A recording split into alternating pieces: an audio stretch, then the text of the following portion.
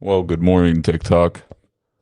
Good morning, YouTube. How's everybody doing today? Happy Wednesday, July 22nd to everybody listening. Hopefully you're having a fantastic start to the morning. I know I absolutely am. If you weren't watching Ben After Dark last night, I do have headphones now. I can understand when I'm modulating and when I'm not, which is always a nice feeling. What's up? What's up? Everybody's slowly trickling in here.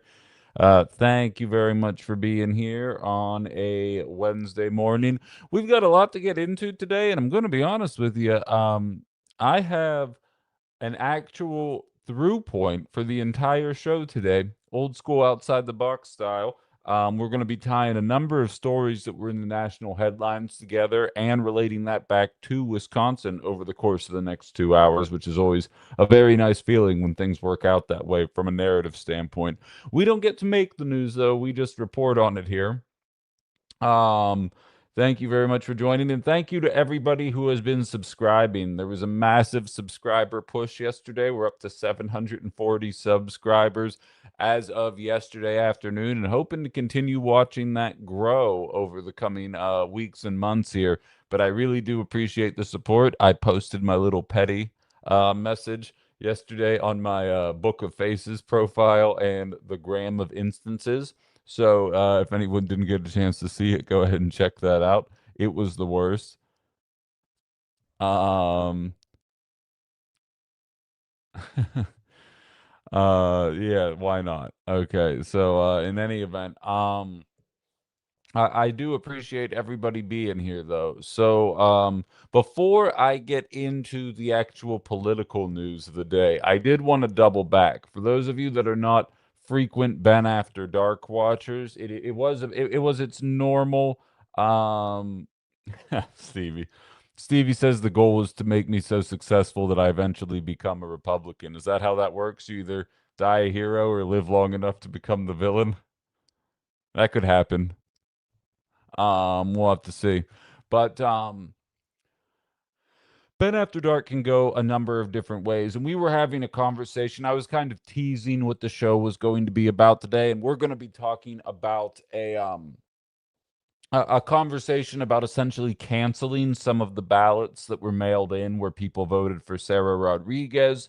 Um, in order to allow their votes to feel like they count more, if only we did ranked choice voting. We're going to be comparing that to a pretty shitty situation in New Jersey that plays right into Trump supporters' hands, despite not actually proving any of the points that Donald Trump is oftentimes trying to make.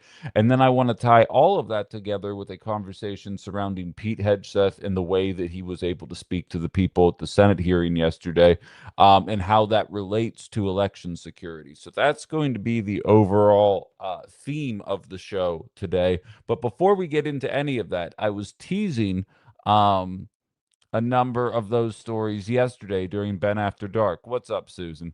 Um, and a random person joined the chat via TikTok yesterday.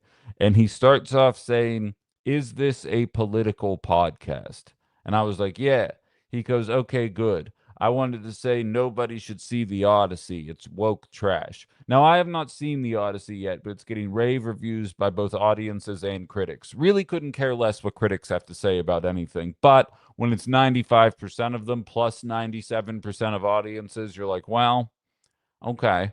That probably means something. This movie's probably worth seeing. I didn't have 3 hours to go and see it on Cheap Movie Tuesday. Might consider going to check it out next week if there's time.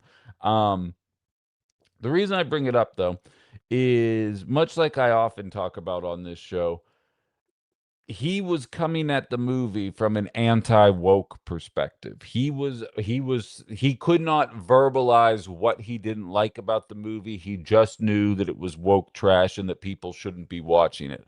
Now, for those of you that are unfamiliar, Elliot Page, who is a transgender individual, um,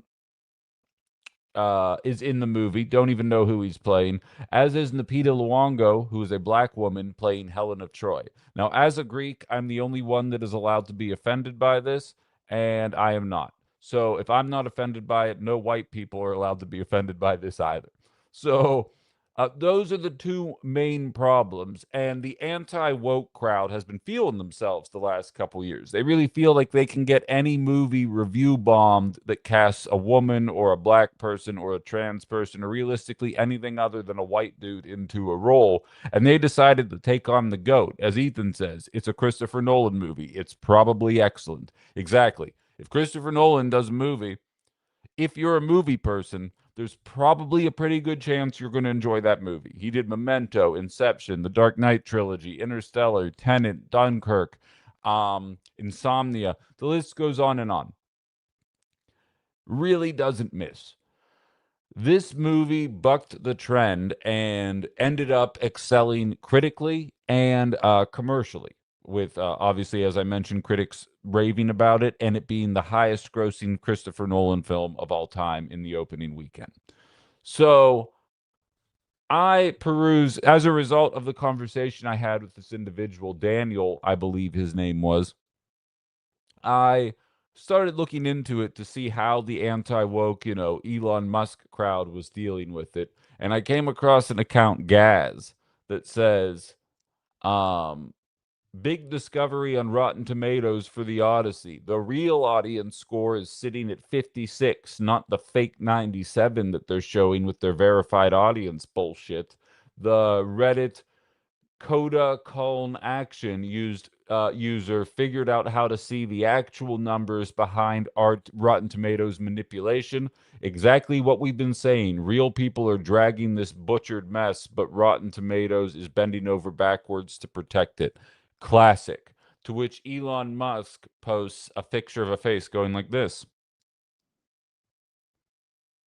If you're listening to this, I raised one eyebrow and made a concerned face. Smartest billionaire in America. Oh, trillionaire in America, ladies and gentlemen, Elon Musk.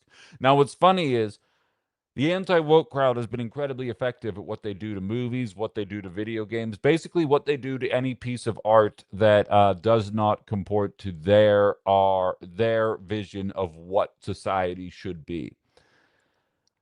These industries have caught on to that, and so they have put measures in there to make sure that you have actually seen the movie before you're reviewing it. If you buy a video game on PlayStation, you cannot go and click 1 to 5 stars until you have physically purchased the game, whether it's a hard copy or a software copy. The license of the game has to be in your possession for you to be able to review it. Otherwise, you do not get to put a vote in for the stars because, again, anytime a video game is starring a woman and she's not smoking hot, immediately a bunch of virgins troll that game until they make it look like it's the worst thing to have ever been made. Rotten Tomatoes did the same thing. So, in other words, the online virgin crowd wanted to make this a review bomb. They wanted to make it look much worse than it actually was. And Rotten Tomatoes got ahead of them. And so, counting people that didn't see the movie and just were mad that trans people exist, it was a 57%. But of the people who actually saw it, it's at a 97. And I'm so excited because Daniel actually came back after last night. Now we can all experience this together. Daniel, buddy, you going to be okay? Yeah. How's your morning going? All right. How about yourself? Pretty well. I do want to say one thing. I watched the SpongeBob movie last night, and I was still better than the Odyssey. That's just what I wanted to tell you. So we can talk about this now. Thank you for the permission. I appreciate that. And this is what we're dealing with. That's what's going on behind the scenes. That's why these movies get bombed. It's what happened to the Marvels. It's what happened to um Furiosa. The list goes on and on of all these movies that were actually very fun and enjoyable to watch, but a bunch of people like Daniel and his cohorts can't stand that trans people exist, can't stand that a black woman is cast in a traditionally Greek role, not white. Um, and so I just wanted to start there to show you guys the kind of discourse that is going on online while we kind of watch our economy collapse in on itself.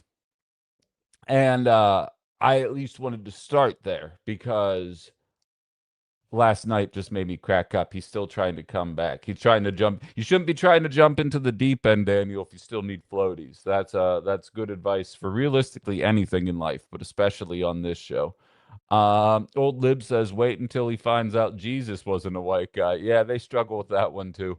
I remember rumblings about how the latest Superman movie was woke because it had content about Supes being alien, which, yeah, that's his whole deal. Daniel sounds like he lives in grandma's basement. The new Star Wars was legitimately not good, woke or not. Exactly, Stevie. And so that was what we got into in Ben After Dark. And I said, that's why I started a movie podcast back when I was employed at that shitty little radio station, because there's so many people like Daniel that the example I use, Stevie, is for the fourth Matrix movie. Like the Ben Shapiro's of the world were like, this is woke garbage. And I was like, okay, maybe it's pretty good. And then I went and watched it. And I was like, oh no, this sucks. This movie objectively sucks. This isn't fun at all. And I was like, I can never tell when a movie actually sucks or whenever the basement dwellers are just mad that there's diversity in a casting. And Star Wars Episode 8, I would count in there as well. I thought that movie was objectively trash. I really am not too high on most Star Wars movies though. Like my nerddom goes into horror and comic books. Star Wars, it's fine. I'm not offended by Star Wars. I just meh. I could take it or leave it.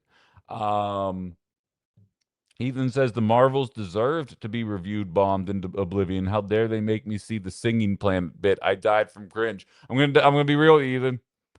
I liked the singing planet. I enjoyed it. I'm a drama club kid, and the Singing Planet I didn't hate. And yeah, Furiosa slaps. I went on a rant about Furiosa during Ben After Dark yesterday. I freaking love that movie, and it was like at a 37% when it was in theaters. Now it's at like 90% and 88% on Rotten Tomatoes, and it's just being review bombed by the people that can't stand it when a woman is the lead in a movie. But so at least wanted to touch on that while we let people trickle in here. I'm trying to find ways to just talk about stuff that way I don't have to repeat myself a bunch of times as people trickle in. So I appreciate that everybody is hanging out here as I kind of go on one of my many, many movie rants. But I haven't even seen the Odyssey yet, but I can just tell it's going to be awesome. Looking forward to that very much. And good morning as more people are kind of popping on in here. Like zombie movies, not good zombie movies, the ones that own being bad. Oh, absolutely. I'm from Pittsburgh. That's where Night of the Living Dead was filmed. So we obviously have a um an affinity for zombie movies there. Clean and Sober Nation or Susan asking me, be honest, Ben, did you cry at Old Yeller? I bawled like a baby. Um I've cried 3 times in movies. In Hook, when he says that when you get older, everybody has to die someday, because I was 5 years old and I didn't realize that I was going to die. Like that was my first existential crisis. I was like, wait, I'm gonna die someday. I was of the impression at that point that as long as I didn't get like hit by a car, as long as I was careful, I would just live forever. And then my own mortality flashed before my eyes. So I had a bit of a panic attack there. I cried in I Am Legend when Will Smith has to strangle his dog while he's singing the Bob Marley song that he always used to give him a bath to. I watched it in college, and my friends walked into my room while I was watching it, and I was laying in bed with like my covers up and like clearly bawling. I like screamed at them to get out of the room. And then, as I said, I told this story a week or two ago, but Guardians of the Galaxy 2, when Peter has to fight his dad, and then the guy that raised him kind of comes in and saves him. He's like, he's your father, but he's not your daddy. And I was like, I love my dad. And then I lost it there. Those are the only 3 times. Old Yeller didn't do like it didn't get me. It didn't get me. I'm sure like it is sad, and it's basically the same idea as I Am Legend, and I understand that, but the I Am Legend just pulls at the heartstrings way, way worse. So that's what did it for me. Good morning, Charles. Neon Legend saying watching Anakin burn. Okay, yeah, because he wasn't bad, but because I don't like seeing anyone get harmed for any reason. I feel that. I feel that. He's very angry in that scene too. But in any event, don't listen to the trolls online. Go see the movie. Go see the movie, form your own opinion. When I do see it, I'll talk about it. And I do intend to bring off topic back so I can stop doing these movie tangents in the middle of my political stuff. But until I have the movie podcast again, you're going to just have to deal with my tangents sometimes. Atreyu's horse, that's up there. Where the red fern grows. Yeah, there's a lot of sad ones out there. But okay. And on to the real news of the day now. I want to start in the, and I have to call it election frogs because TikTok is the worst. But wait, what's this? I cried at the end of Dead Poet Society when the boys stood on the desk. Meh. Yeah, I feel that. That one didn't make me cry, but it was emotional. I have to Google if a dog dies before I watch a movie with a dog in it. I actually made Aranean turn watch smile because I knew a cat bit it in that movie and I knew it would mess with her. I didn't even feel bad about it. Um, yeah, and Star Wars 9 was worse than 8 by country mile. But okay. So I want to start in the world of election frogs here. You didn't watch Ben After Dark last night? Yeah, Smile was great. Kalshi, which is one of the wagering apps. I have to be careful enough to say that as well because TikTok's not a fan of it, but it gives you odds on outcomes in life. I think sports as well, but it's more so in life. How long the president's going to talk, who's going to win an election, and always have the disclaimer: you cannot use these Kalshi polymarket apps on an election that you are going to vote in. You can get nailed for fraud if you are found out to have been doing that. So I'm going to announce this here, and it's really important. I'm sure most of you do not use these apps. I have never used one of these apps before, but if you're listening to me talk and you think you're getting a bright idea, don't. Okay, so disclaimer for everybody listening.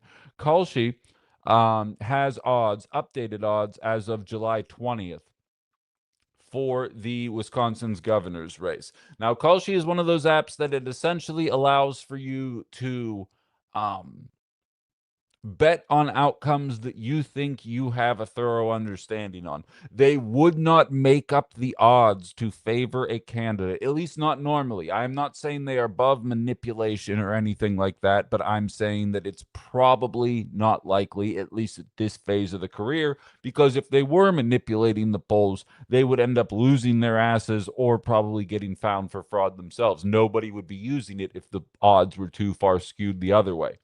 They currently have Francesca Hong at a 69% chance of coming out of the primary. They have David Crowley at 22%. They have Mandela Barnes at 5%. They don't even include Kelda or Joel in their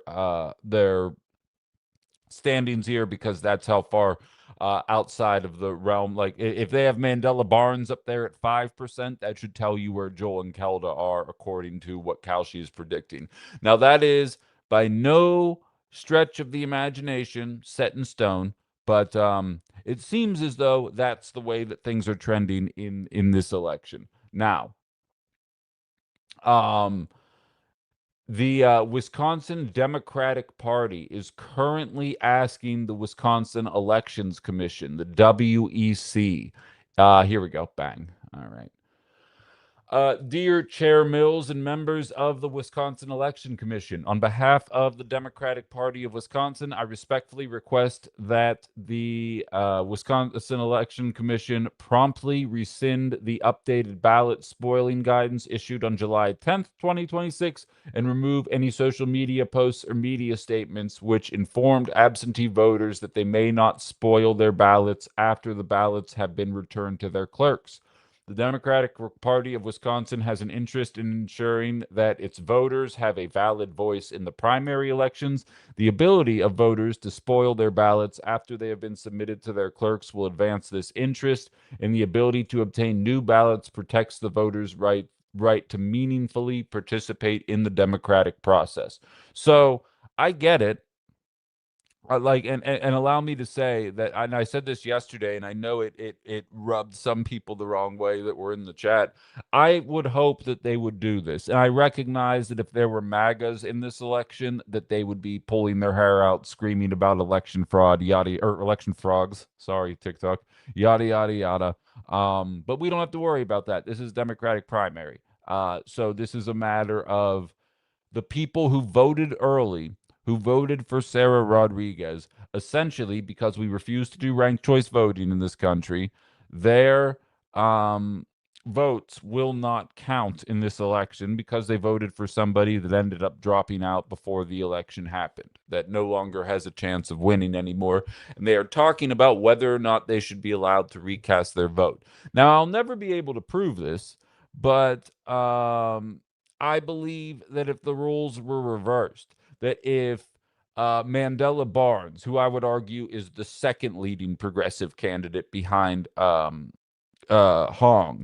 if he dropped out of the race and there were a bunch of people that voted for Mandela that otherwise would have voted for Francesca Hong, I do not believe that the Democratic Party of Wisconsin would be making this same plea. I can't prove that. That would require me to live in an alternate reality. But you tell me if I'm wrong. Hit me up in the, like, you guys discuss amongst yourselves in the chats. Am I wrong that if a progressive dropped out and were taking votes from the progressive candidate, would they be pushing to drop that person? I believe no.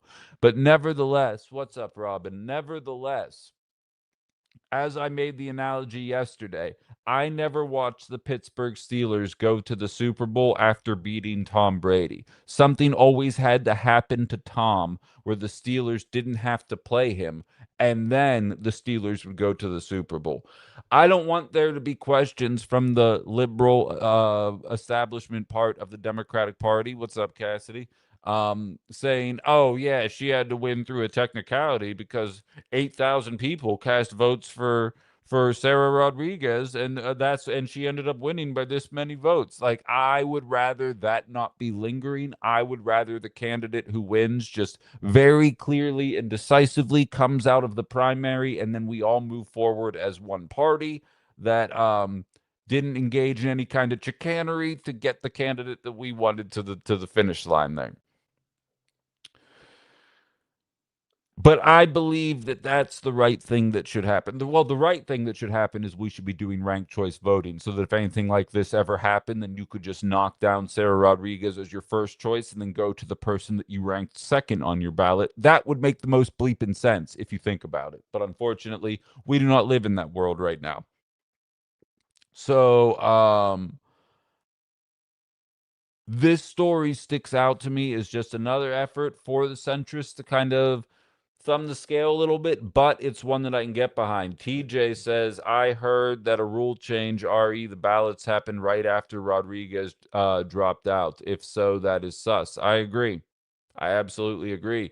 CKK says the Democratic Party, if Wisconsin's official position seems to be anybody but Fran Hong. Doesn't that feel like it? Does feel like it, doesn't it? And that's what's frustrating to me. Ethan says, hasn't there been more or less the policy you can't supplant your own ballot? I know it works that way with absentee ballots versus in person.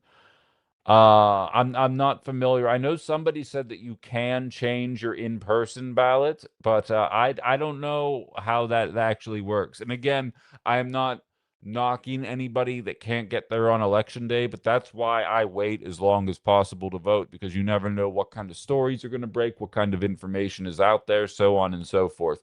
I will say I think I've seen enough about the candidates at this point. And I think it's always important to remember in most other countries where you have like affordable health care and all that shit, um, the election process is 6 weeks. Like that feels like the right amount of time to be able to determine who you're going to vote for. We've been campaigning since September of 2025 stuff. That's uniquely American, and I don't understand why we feel the need to do it that way. Most people don't pay attention to the last 6 weeks anyway. I was referencing yesterday Tom Tiffany going on the Quartering podcast where the host was wearing or has worn a Camp Auschwitz shirt. And that was back in December. Nobody even talks about that. And the idea that this campaign was even going on in December is kind of mind blowing. So I bring that up to set the table for where I want this conversation to go today. I'm just checking Facebook here really quickly to see what people are saying there, but we're all good on that front as well. So I am not against the idea, even though I know that same privilege would not be extended to the candidate that I wanted to see win.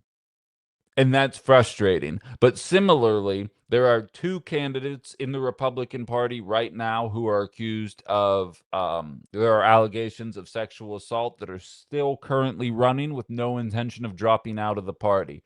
The centrist Democrats threw their weight behind Andrew Cuomo, Bill Clinton. You know the drill. But when Graham Plattner did it, I'm very proud to say that leftists said, get out, and we're just gonna work to find better people next time around. That's all we can do. It is in the plight of the progressive to be the bigger person, and it seems like this is going to be another one of those examples. The people who voted for Sarah Rodriguez should be able to recast their votes. I am in favor of that. I will tell you right now, if you ever try and pull that bullshit with MAGA in the race, you will be opening the door to election frogs conversations for probably the next 15 years of our lives.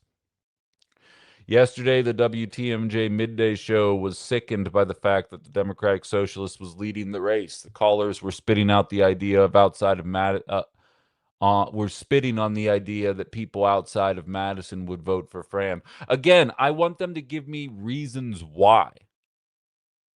I defy them to give me reasons why. As I always state, I can tell you why centrist milquetoast politics bothers me. I could list 10 reasons off the top of my head.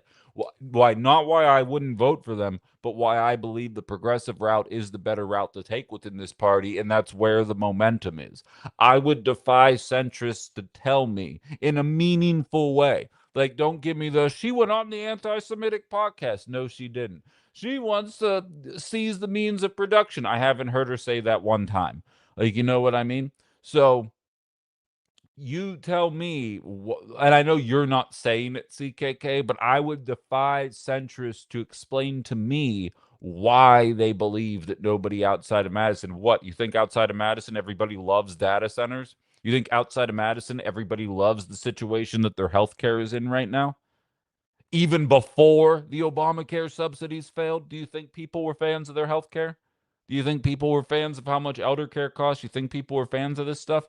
No, of course not. So the idea that centrist politics are the only way forward, that nobody would vote for a progressive outside of the cities, don't get me wrong, there's a strong propaganda campaign in the right against socialism, but to be frank, it's not like they would vote for David Crowley. It's not like, oh, if only there would be a moderate person of color in the position, then me in middle of Wisconsin, rural area would absolutely vote for the Democratic Party. Like, that's ridiculous.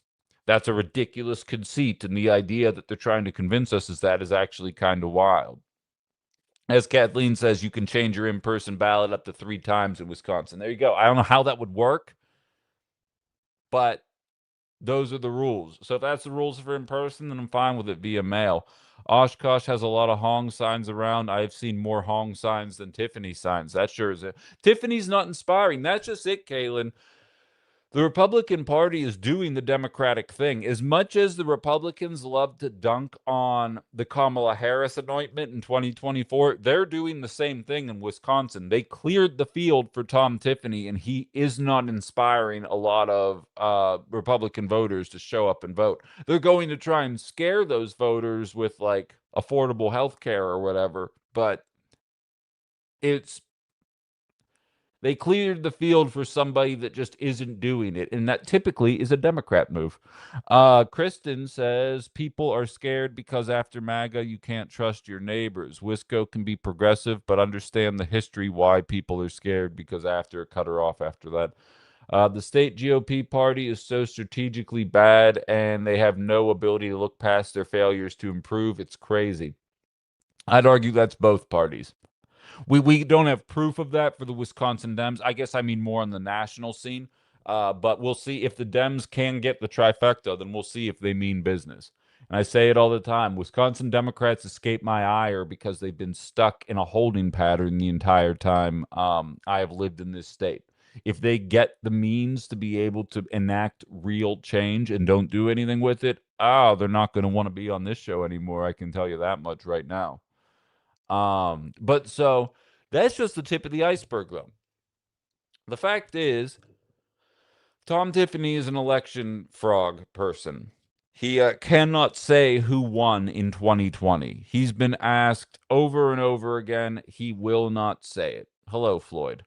He will not say who won in 2020, and it's embarrassing. It's embarrassing to continue to watch people try and twist themselves into knots to um defend what is so obvious, that 81 million is more than 73 million. In fact, it's not even fucking close. Like, it was an absolute beatdown. And if anybody is confused about how we got there, um, take a look at how the current president is presidenting. Look at how happy people are about the pointless war in Iran, the runaway cost of living crisis that was at least reducing, not nearly fast enough, but was at least reducing en route to a Trump presidency. By the time this presidency is over, it feels like the Democrats will be able to run a wet piece of toast and probably end up taking down the GOP pretty aggressively. And we're going to see exactly how true that sentiment is in November. If Susan Collins still loses to Jackson in Maine, the Republican Party's screwed. That, I think, is going to be a pretty big indictment on exactly where they are at this point. But so Tom Tiffany can't admit it. Unfortunately, in Arizona, they had their primaries yesterday, and it was a clean sweep for the morons. Anybody running on the 2020 election frogs were hopping around the entire time. They ended up winning their primary. What's funny is they can't win general elections. But what that says to me is that MAGA still wants to vote for election deniers, but that independents and Democrats, when coalesced, will be like, yeah, no, this ain't happening. And they put whatever that stuff is to bed. And you watch these candidates in Arizona twist themselves into knots to not have to answer the obvious question that's on their mind. And so when you tie that in with the idea of spoiling ballots and then going to recast those ballots in Wisconsin, and we're going to get into New Jersey in a second, if you can't tell what I am ultimately building towards here as we move forward. But you see a narrative where, as much as the level headed parts of society have moved past these stupid arguments, there are people clinging to a false narrative despite the fact that there is no proof. Donald Trump said 6 days ago that there is proof that China got involved in our elections, and he got questioned about it yesterday. And he was like, well, I mean, what are you going to do? Like, we've already moved past all of that. Remarkable how simple these people are, like Floyd, that can be like led to water and forced to drink just without any real example of critical thought. CKK saying the Arizona results yesterday clearly show how powerful the cult around Trump is. He can anoint anyone who bends the knee. Here's the thing, though. He can get anybody through a Republican primary, but then the question is how many of those people what was the woman's name? Carrie Lake lost twice running on election fraud. Tim Michaels here in Wisconsin lost running on election fraud. Dan Kelly, as Stevie highlighted, lost twice running on election fraud. Tom Tiffany's going to lose running on election fraud. It's a losing proposition, but unfortunately, it's a winning proposition within the confused cult. And I think it's kind of hard to avoid that reality with the prevalence of how many of those candidates end up coming out of the primaries. But I ask this question: why isn't there a conversation about the nervousness of attracting independence from the right? Why is the idea that a progressive winning a primary and taxing billionaires more is so uniquely polarizing that everybody's going to be scared and vote for the Republican, but a bunch of election denying morons can come out of the primary and everyone's like, well, we're going to see how these races end up playing out. Who's going to be able to attract more moderates? Do you notice how it's spun? Do you notice how the idea of actually impacting wealth is what scares the establishment. Election frauds, it's like, well, it's going to be a photo finish. We don't know who's going to end up coming out on top. Here's a fun fact. Google made $160 billion in profit last year. They have 190,000 employees. They have laid off thousands of their employees already this year, and that $160 billion in profits was a 44% increase from the previous year's profits. Based on the 190,000 employees, they could keep $80 billion in profits and pay every single one of those employees an additional $421,000 for their work in 2025.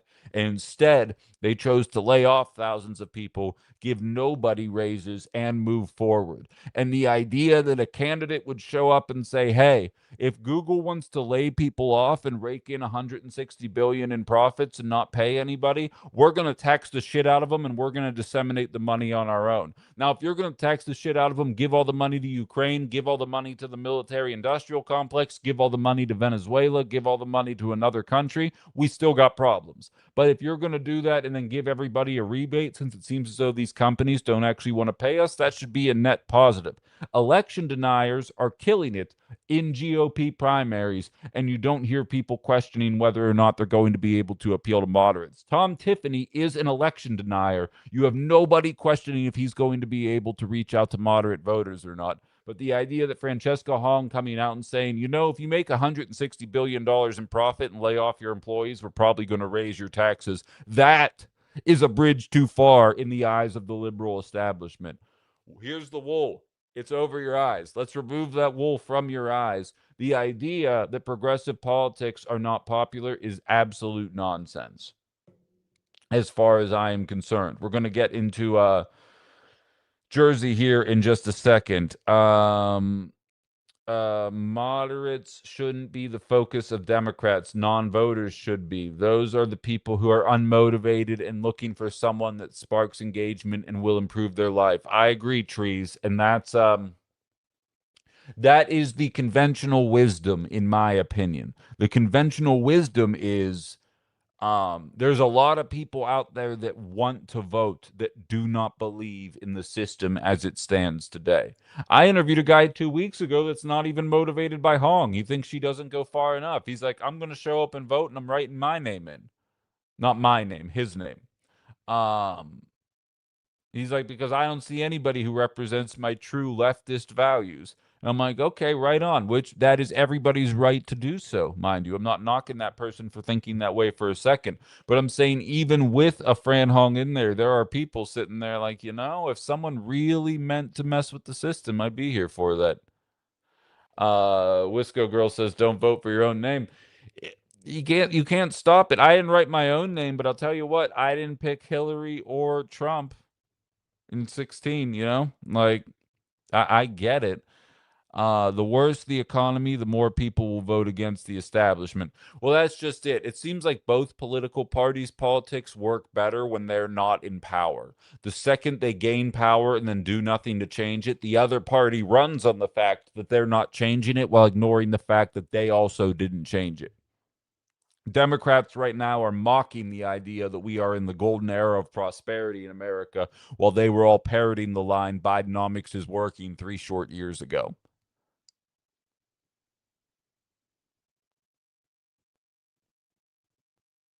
That was Eisenhower's premise. If the corporations are just going to sit on their money, I have much better use for it. Exactly.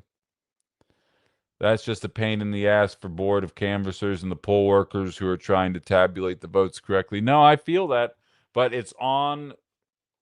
Uh, here's an interesting statistic that kind of puts it all in perspective. George Washington was responsible for less people as the president than the mayor of Pittsburgh. So when the governor of Wisconsin, who's going to be responsible for 5.7 million people, is running, there's going to be people that are like the individual that I was interviewing a couple weeks ago that said he's just going to write his own name in. And I think that should be expected. We have grown to a size that the founding fathers anticipated because they said we should be changing the rules every 20 years, but could not possibly fathom where we are as a society today relative to 1776. And so the fact that we are still using these systems, having these different positions, that were meant to represent a far smaller number of people than we could ever hope today. I'm not saying we should have like 4,000 people in the House of Representatives because then we'd get nothing done, but the principles still apply. So I'm not going to knock anybody who feels that way, but I will say I understand it. Ali asks, but if I'm not going to vote for someone I disagree with, then who does one vote for? Then don't sign up to run ballots. I don't know what to tell you there. No, I feel you. I feel you.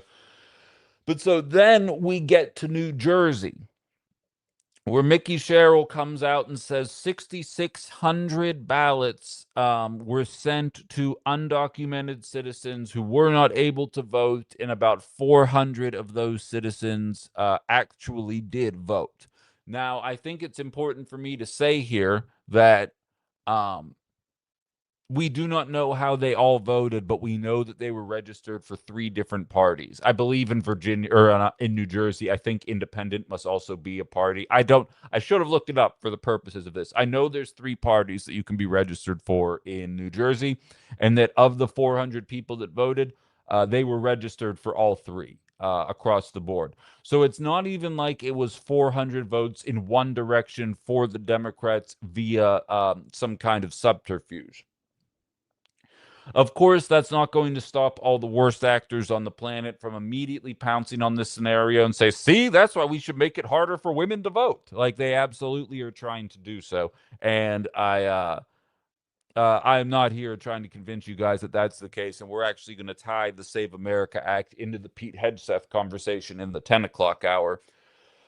But so she comes out, she gets ahead of it. She says, this example exists. This happened. It happened before I was governor, but now that we know that the problems are here, we got rid of the company that messed up. I am reprimanding the previous governor who didn't do anything to address it when they were in office.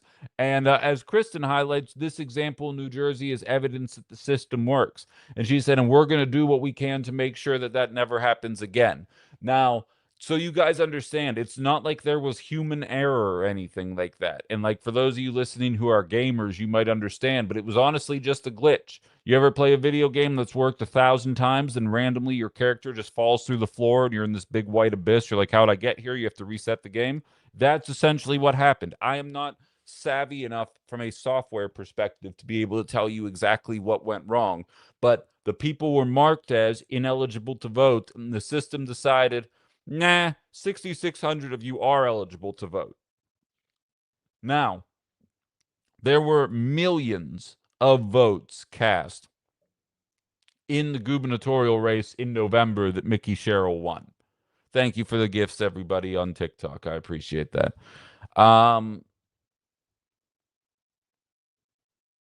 Do you know what percent, if all 6,600 people voted in that election, think of a percentage in your head of what 6,600 people would represent in an election for governor. And then I'm going to tell you.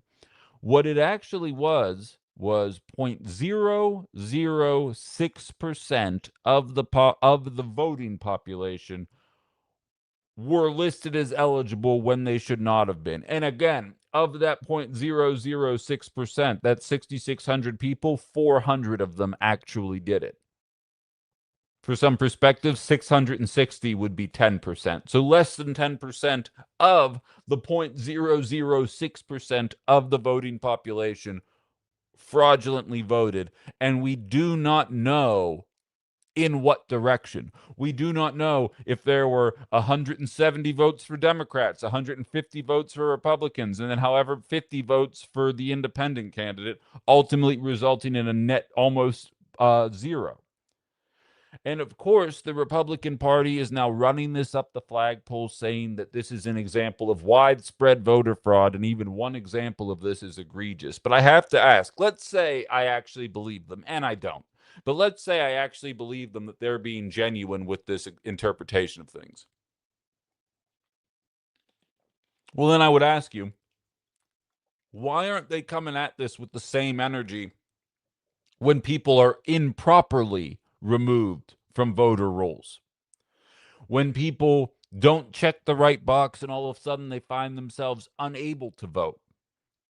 Because I hate to break it to you, as a result of Republican policies, there are many more people fraudulently being removed from the voter rolls and being required to re register to vote than there ever were being added to the rolls in the name of fraudulently doing so. So, where is that energy that we got to make changes right now? I can't believe Democrats aren't in favor. Blah, blah, blah, blah, blah. Where is that energy right now for the people that find it harder to vote now or cannot vote because of some fraudulent system brought about by people that cannot accept that Donald Trump lost to a sundowning old fool 6 years ago?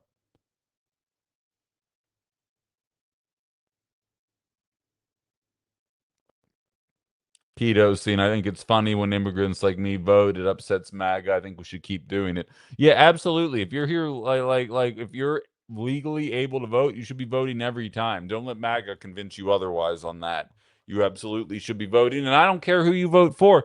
That's what's so funny is if Republicans could just stop being so weird. Like, there's a lot of Latino voters that would vote for them. Like, there's a huge heavily Catholic population within the Hispanic vote. They're very pro-life.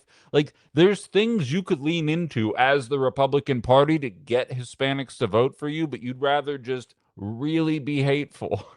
And like, yeah, they're going to vote overwhelmingly for Democrats because you want to go that way, and then you'd rather just find ways to make it more difficult for them to vote rather than be nice to them.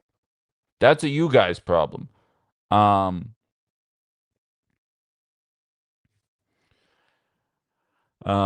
what's this say here? Gotta protect them fraudulent votes, Super Joe says. Real voter ID has never been tried. Well, then, Super Joe, what the Republican establishment should do is put together a one-page bill that says real voter ID counts.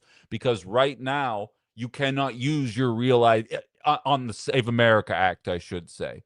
Um, with the Save America Act, you could not use your real ID to vote. They're going to make you jump through hoops to do it. If you're actually serious about the damn thing, then make it so real ID is the voter ID that would work. And I promise you, Democrats would vote for it. I went to Thailand at the end of January this year. I did not have my birth certificate and I did not have a passport. It was a months long process that if there wasn't 2 weeks of sunshine and debauchery waiting for me on the other side of it, I probably wouldn't have jumped through all the hoops to go through what I needed to go through to get all of the paperwork necessary to get my passport. And the Republican Party is trying to make people do that because they know they objectively have a trash ass agenda that nobody takes seriously, and they're going to take a beat down in November. So they're trying to minimize as many women as possible because women traditionally vote for the Democratic Party. First mic tap of Outside the Box Unfiltered. I hope you guys enjoyed it. Did that have the same impact that it has when I'm on the radio? Um, Latinos are traditionally conservative for sure, 100%, 100%. But like, if the party establishment's line is we're going to get rid of the worst, and then you're watching Hispanic people get unalived all over the country because a bunch of mass virgins get mad that Hispanic people exist. I don't blame them for not wanting to vote for them. And somebody highlighted Hispanic voters went in record numbers for Donald Trump. Absolutely, Democrats fucked up in 2020, from 2021 to 2024. I think Super Joe, I love when new people find this show. I am not defending the Democratic Party, not by a freaking long shot. Republicans control the House, the Senate, the presidency, and the Supreme Court, and everything is objectively worse than it was in 2024. That has nothing to do with Democrats right now. And the reasons why things are so much worse are directly as a result of Donald Trump's decisions, and there's going to be a reckoning for that. So instead of running on trying to fix things, the Republican Party is running on trying to make it more difficult to vote because that's the only shot they have at some kind of momentum going into November. Because what else are they going to run on? The expanded cost of living? or the more expensive cost of living. I mean, the pointless war that nobody asked for, the mass virgin army unaliving Americans in the street and not facing any repercussions. Where's the benefit of this presidency that's going to bring people out? They're not going to.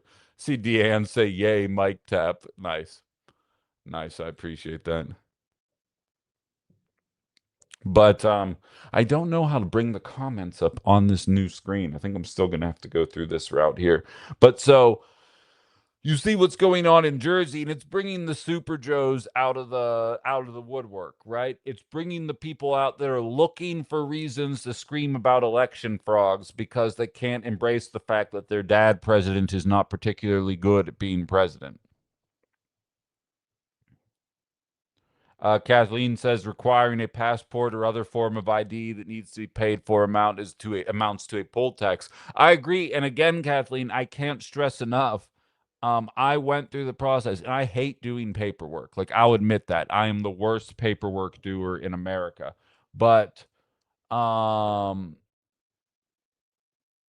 I cannot express how confusing and convoluted it was, especially having to do it in a state that you no longer live in. Because I had the billing address on my debit card was still at the time on the duplex that I own back in Pittsburgh. Meanwhile, I live in with Northeast Wisconsin here.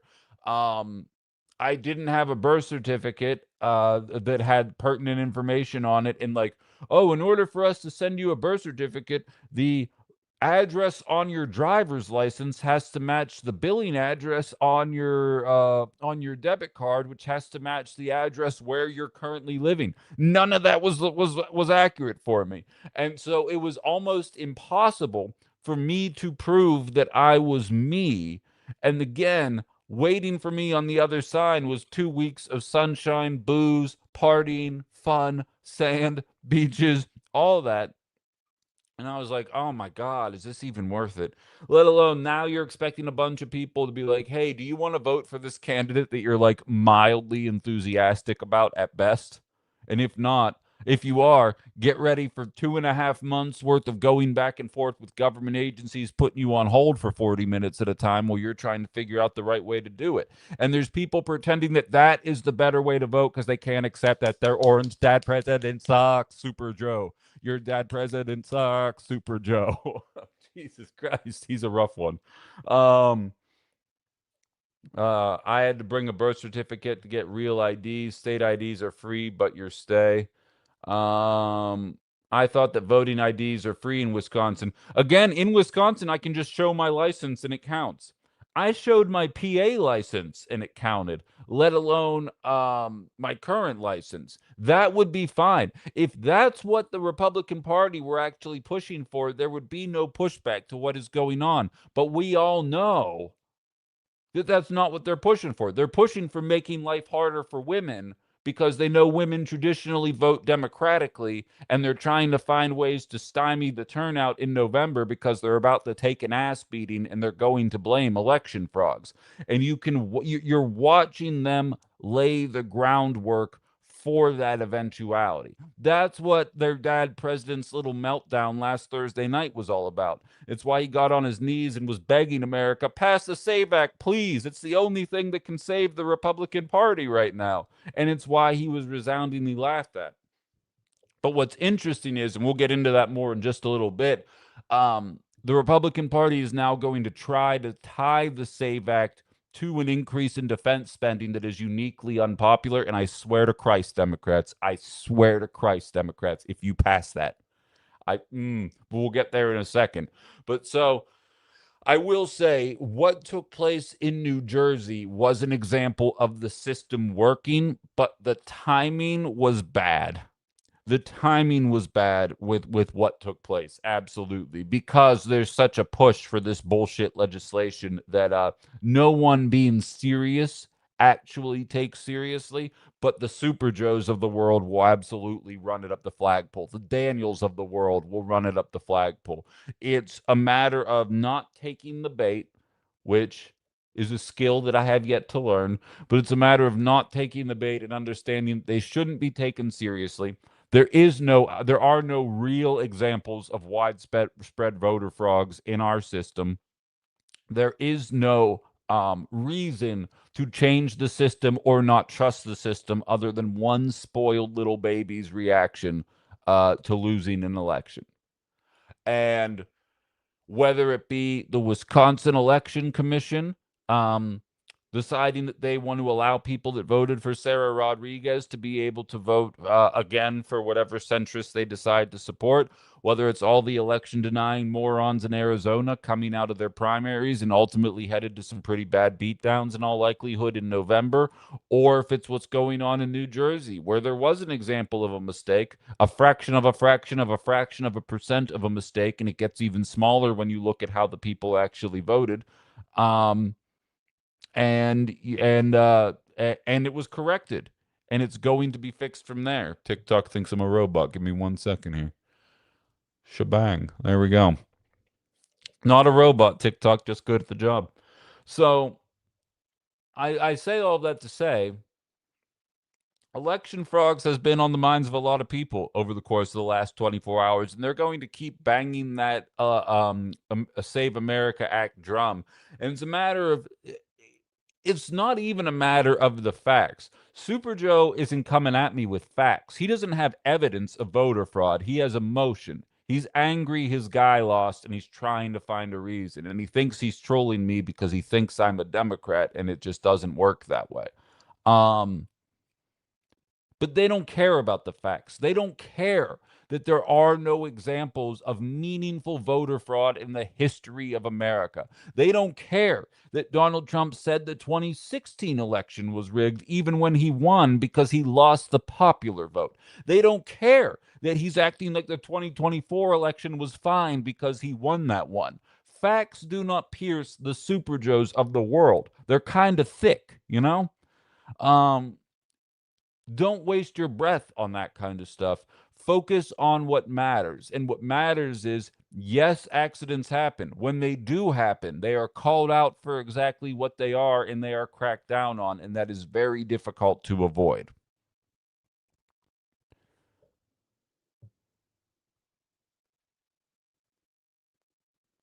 Yeah, I see something about inflation, and I'm not going to tangent because I have to get better at just ignoring. And you ladies are doing great in the TikTok chat. Keep up the great work. But when people try and compare Joe Biden's inflation coming out of a pandemic compared to Donald Trump, who was on a reduction path and then decided to fuck up 16 different times and jack the price of everything back up, I don't know that you should be taken seriously in terms of what you actually think politically. But what do I know?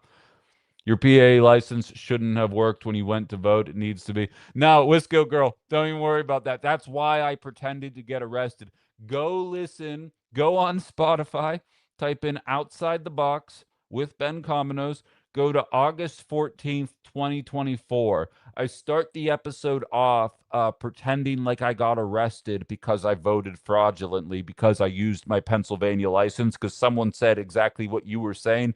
And then I brought one of my coworkers at that shitty little radio station I used to work at, and I brought him on, and I was like, "Explain to me why what I did was legal." And I had proof of residency as one person highlighted. I had my utility bill that showed where I lived in the Fox Valley.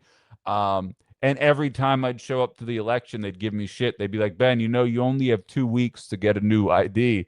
Or 2 months to get a new ID when you move to a new state. So get that done before the next time you come here. And I'd come back with the Pennsylvania license, and it was like a running bit at that point that they always knew. And then the time that I finally did get the Wisconsin license, it was like a little mini party for everybody that was there because I got to know my election pollers because there are no election frogs and we all know each other well. But so I was able to vote. I did not vote fraudulently, and I did for a while. Like Wisco girl, you don't even know. So there was a woman texting the show while I was doing it. She's like, "Ben, stop admitting you did this on the air. You just broke the law, and I don't want to see something bad happen to you." So I'm seeing that at like 10:25. I'm live on the air. I'm not reading it live on the air because I'm like, oh my God. Because remember, at that time in 2024, all those people were getting arrested in Florida because they had criminal records and they were mistakenly registered to be able to vote, went and cast votes, and then they were getting arrested for breaking a law they didn't even know that they broke. And I'm sitting there and I'm like, oh my God, am I about to get arrested for breaking a law I didn't even know that I broke?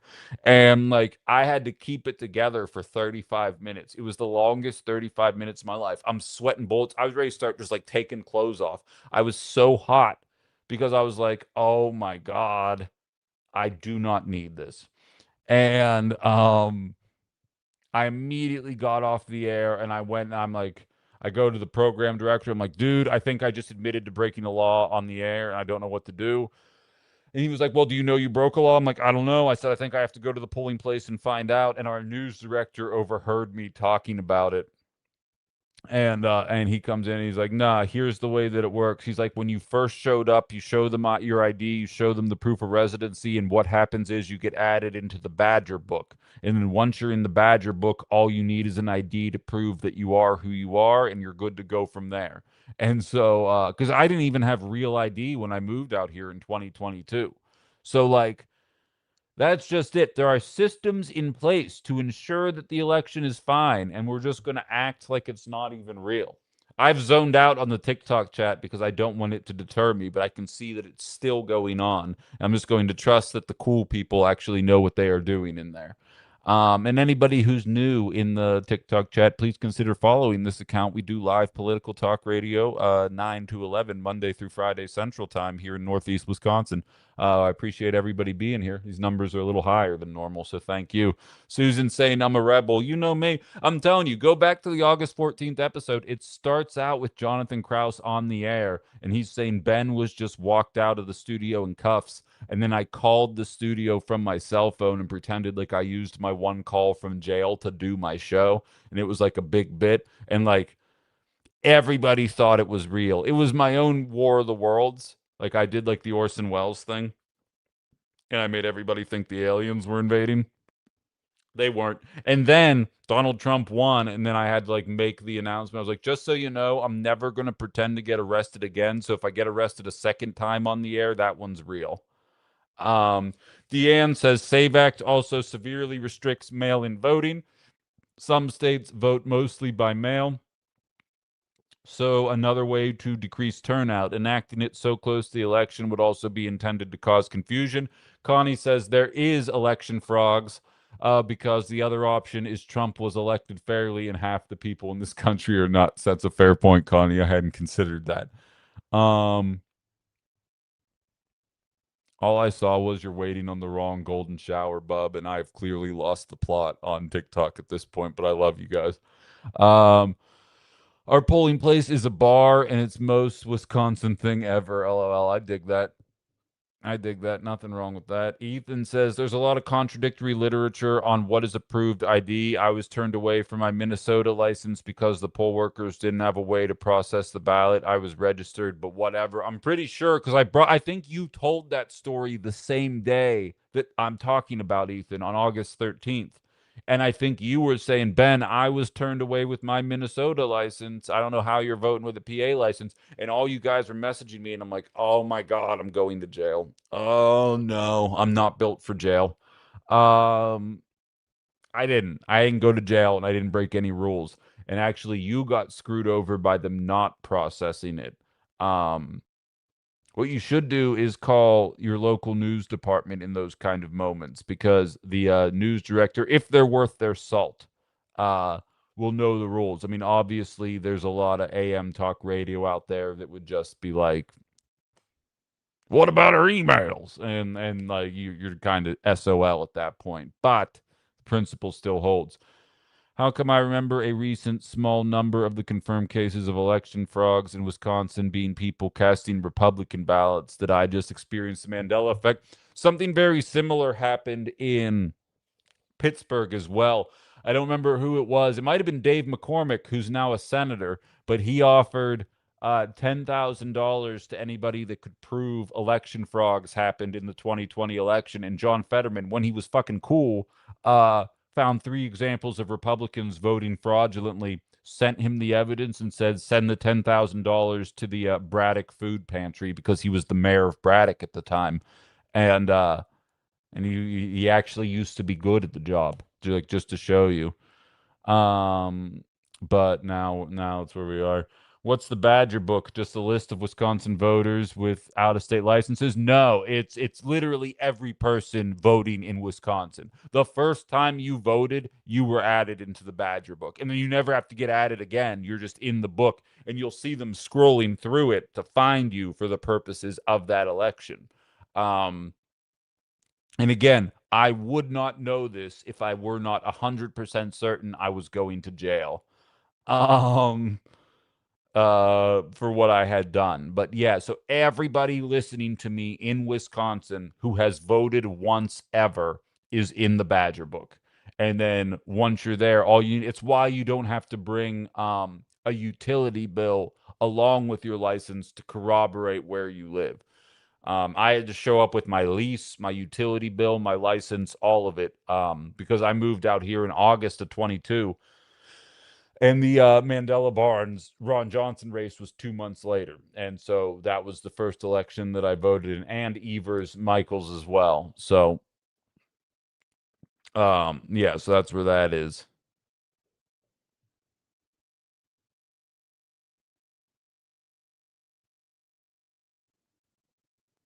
But so in any event, there are no election frogs in a meaningful way, is the point of what I'm saying. But it doesn't mean that they're going to stop trying. The news of the day yesterday was Pete Hegseth sitting in front of the Senate, essentially begging for 70 billion more dollars on top of the 1.5 trillion dollar defense budget that is just far too much in a country that does not have health care or any of the basic social programs that every other industrialized nation has on the planet. Um, by the way, I have every single Republican in the House and Senate infographic that I'm going to save for socials later. But oh man, get ready for that one. But 70 billion extra dollars, and to be frank, I think if you're listening to this show, I would say 90% of us are pretty sure that is not going to be the last supplemental package that is going to be asked for the purposes of this Iran war. Um, when asked why, because there's hundreds of billions of dollars within the Defense Department that has not been spent. When asked why that's the case, they were told because that was needed to make up for years worth of underfunding during the Biden years. Now, I think it's important for me to mention that defense spending went up every single year under Joe Biden, was always between 750 and 850 billion dollars a year. And I expressed my frustration with that, going as far as talking about how Joe Biden would raise the prices for the Defense Department, and the failing New York Times would do a story about why it was important that we rose those funds. And then he'd talk about Build Back Better, and the failing New York Times would multiply the cost of Build Back Better times 10, put that in the headline, and say, is it really worth this kind of money? And that's when my first problems with the New York Times were starting to be born. But so the idea that we've been underfunding the largest defense department on the planet is a laughable assertion. But of course, because we are governed by a uniparty, nobody capitalized on that line. And I said this during Ben After Dark, and before I tie this back into voter fraud, allow me to say the Defense Department has not passed an audit in the last 8 years.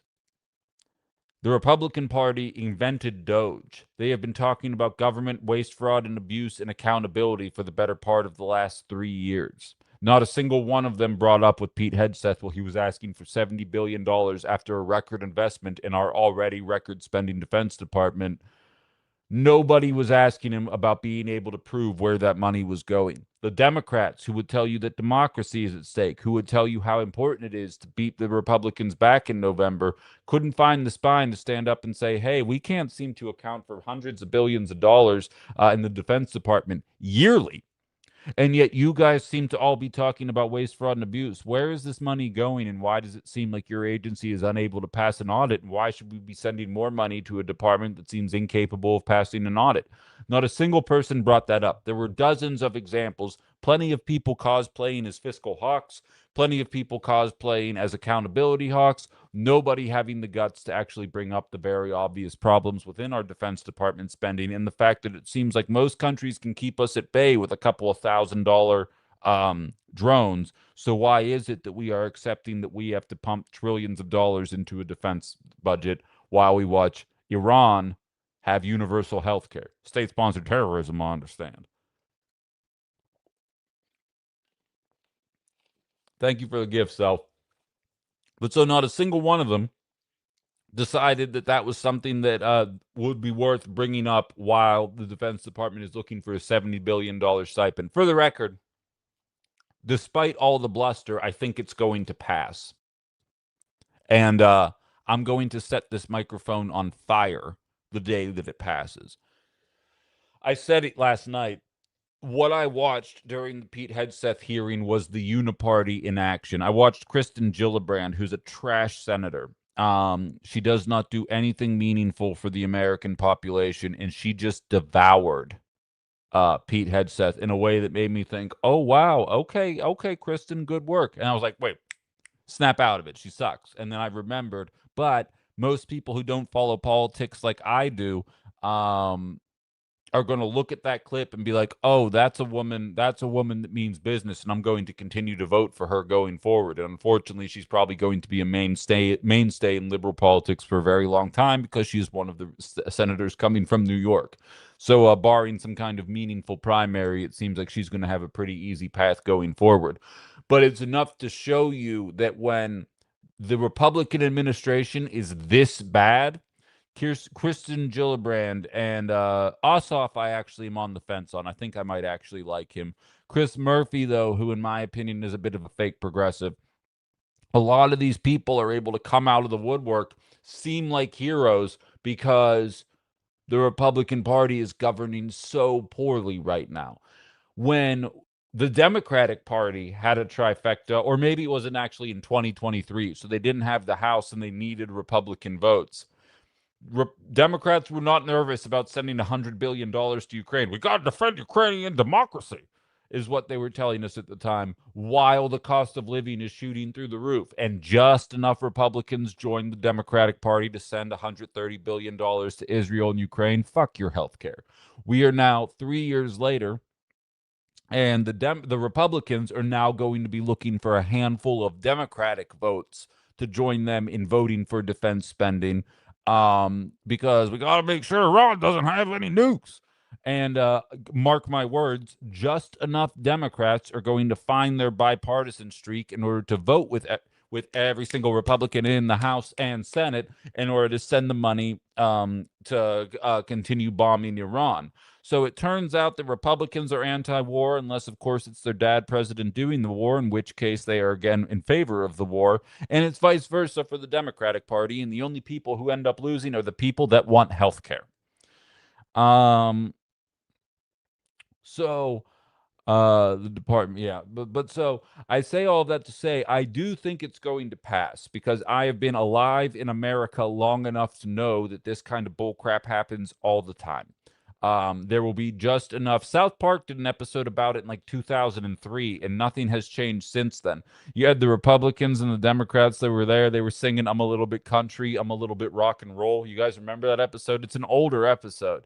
And at the end of the show, they come to the realization that the fact that Republicans and Democrats make up the political electorate in America is exactly why America is the greatest nation in the world, because we're able to bomb every country with impunity, but also look like we feel bad when we do it.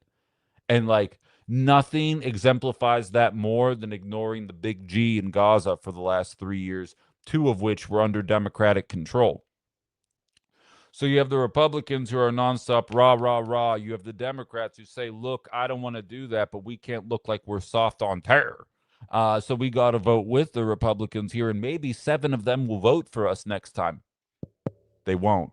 But that's kind of the way that the system propagates itself. Pete Hegseth looked like a scared little boy. If you saw the thumbnail that the superstar Ali made for me for my YouTube video, I said specifically, can you make it look like he's crying, please? Because he looked like a scared little boy on that stand because he didn't have the answers. Even some Republicans were dogpiling him quite a bit because they can tell their voters are pissed off because there actually are Republicans with a spine who say they are anti-war and actually mean it. It's not enough of them for my liking. But I also remember enough of the Democrats ignoring what was going on in the Middle East as well. So it's not like that's unique to the Republican Party. But so I have a feeling this is going to pass. And here's why that's a much worse issue than I'm even letting on at this point. There are efforts to try and tie the Save America Act to defense spending, this supplemental package, essentially making it so that there will be Democrats, your John Fettermans, now that he sucks, who say it's important that we fund never-ending war, and it's important that we fund the Save America Act because common sense Americans really support real ID, even though that's not what it says in the Save America Act. And I swear to God, if that's how it gets across the finish line, that this story right here is everything wrong with centrist politics in a nutshell. Are the Democrats who would vote for that bill better than Republicans in terms of social spending, growing the social safety net, and voting for things that I oftentimes align myself with? Yes. But would voting for this objectively make it pointless to vote for Democrats? Yes. And so I recognize that there is a lesser of two evils in my two sides of the same coin metaphor, but it does not change the reality that were this to trend that way, were they to give you an excuse, not a single Republican would vote for the Democrat. But you know what? A lot of leftists wouldn't vote for you, and they don't care. It's what I've been talking about since Friday afternoon happened. I've been going pretty hard on Democrats the last 2 days, so today I'm kind of switching the pace up and I'm hammering Republicans a little bit. But like, this does come back to Democrats having a spine and understanding. And again, they're not dumb. All these fuckers went to Yale and Harvard and all these fancy schools. They're not dumb. They know what the people want. They're choosing not to do it because they know that it's not politically expedient for them.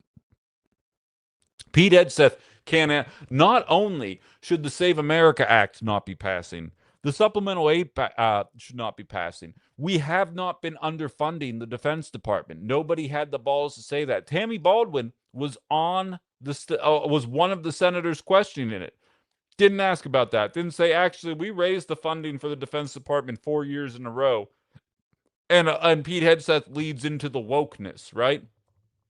He leans into the idea that it's we were funding woke propaganda. Itemize it for me. Itemize where the 850 billion freaking dollars that Democrats sent to the Defense Department while telling us there was nothing they could do about housing, healthcare, and food insecurity. Show me how that money was spent in a way that they are so under funded right now that not only did they need $1.5 trillion, but they're going to need an additional $70 billion in order to continue fighting this war. Can't stress enough, we're nowhere near the end of this war. Think that's pretty clear at this point. 70 billion extra is not going to be where that ends.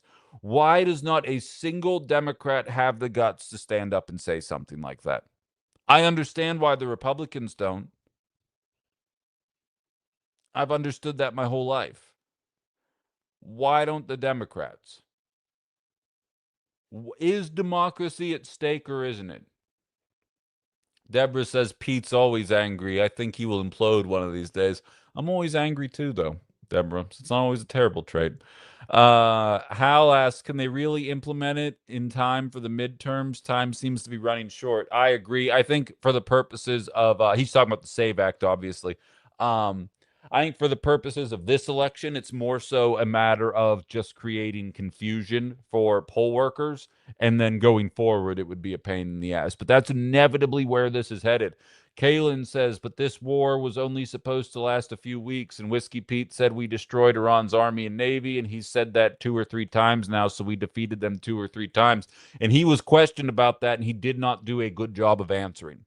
He absolutely messed it up. He not messed it up. I mean, he finds himself in a bind, and I'm not empathizing with him. He's a piece of shit. But he can't run afoul of his dad president, and he also understands that there is a contingency within the Republican Party that does not want this war to be happening. And he has to toe that line and talk to these people in that way. Democrats are more than happy to create theater surrounding it. They're happy to shake in anger at him and tell him, you're a failure. But they're not willing to highlight that the Defense Department has failed 8 audits in a row. They're not willing to question, if we're giving you guys $850 billion a year for the last 4 years, why don't we have a stockpile of weapons already? How have we already run out of that stockpile this quickly, despite having the most advanced military on the planet, and more importantly, most expensive? Why was that not part of the discourse? And I know the part of the answer is because that would mean that the Democratic establishment also did a poor job of managing the Defense Department, which they did. But that doesn't change things. We should be demanding those kind of answers. Ethan says Tammy doesn't care about anything but having soy or oat milk, not called milk. I mean, she is a bit of a Jedi in terms of media hits. I had her on my show 3 or 4 times, and they do a good job of reining you in. I can say that as a media person, or maybe I'm just wasn't experienced enough yet. I don't know, but very rarely do I feel outclassed in an interview. Pete Hegseth did it to me, and Tammy was difficult as well. They tell you be here at this time, and then they're 15 minutes late, and then they come on. They're like, okay, you have 7 minutes, and you have to be out in 7 minutes. And you ask a question, and she talks for 4.5 minutes, and you're like, well, don't think we're gonna get very far into this one today. We'll see what happens. But I'm working on it, you know. What are you gonna do? The argument doesn't work. They don't run on we'll do the same job as Democrats. Right, exactly. Like that is what our politics is, though. They can't say that out loud, but fundamentally, that's what the two-party system is, and that's why people like Fran Hong run into such resistance. Because when somebody actually represents a change to bucking that system, that's when people come out of the woodwork. And Lorelai says, too bad the Dems couldn't extend an olive branch to the progressive voices with all the momentum. Oh, isn't that the truth, Lorelai? I mean, because I don't think they want to. I think they'd rather lose to Republicans because despite all the bluster, you know what Republicans winning means? You get to campaign on it. You get to fundraise on it. You have something to run on. When you're not in power, that means all the failures aren't your fault. And you can run on, I can fix those failures. Much harder to run on being responsible for the failures and demanding to have your seat back, which is what Republicans are going to be running into in November.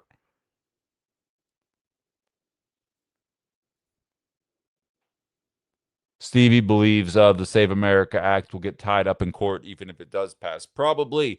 But again, it's all about the chaos. It's not about getting it across the finish line. It's about the chaos. He's going to say it was rigged. Like, we're all on the same page here. I'm already embracing it. Part of me believes that's why I don't have a show right now. Well, I mean, I don't have an FCC show right now. I have a better show right now, but.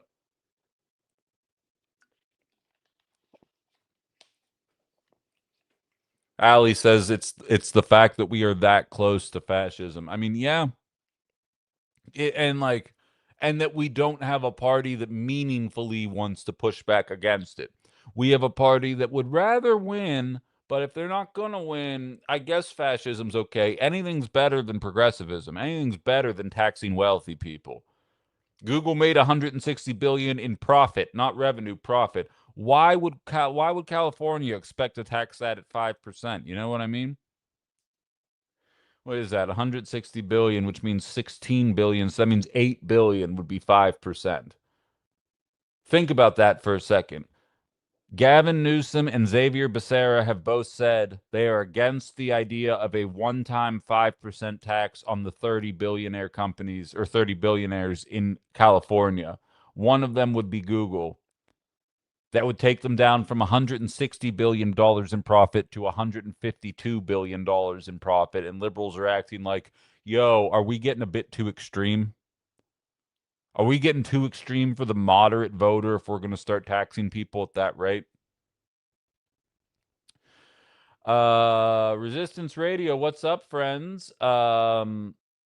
Didn't he start like an election integrity army recently? I'm getting so fucking sick of how does Hong beat Tom Tiffany rhetoric when Dems and Wisco are just throwing at this point. Yeah, exactly.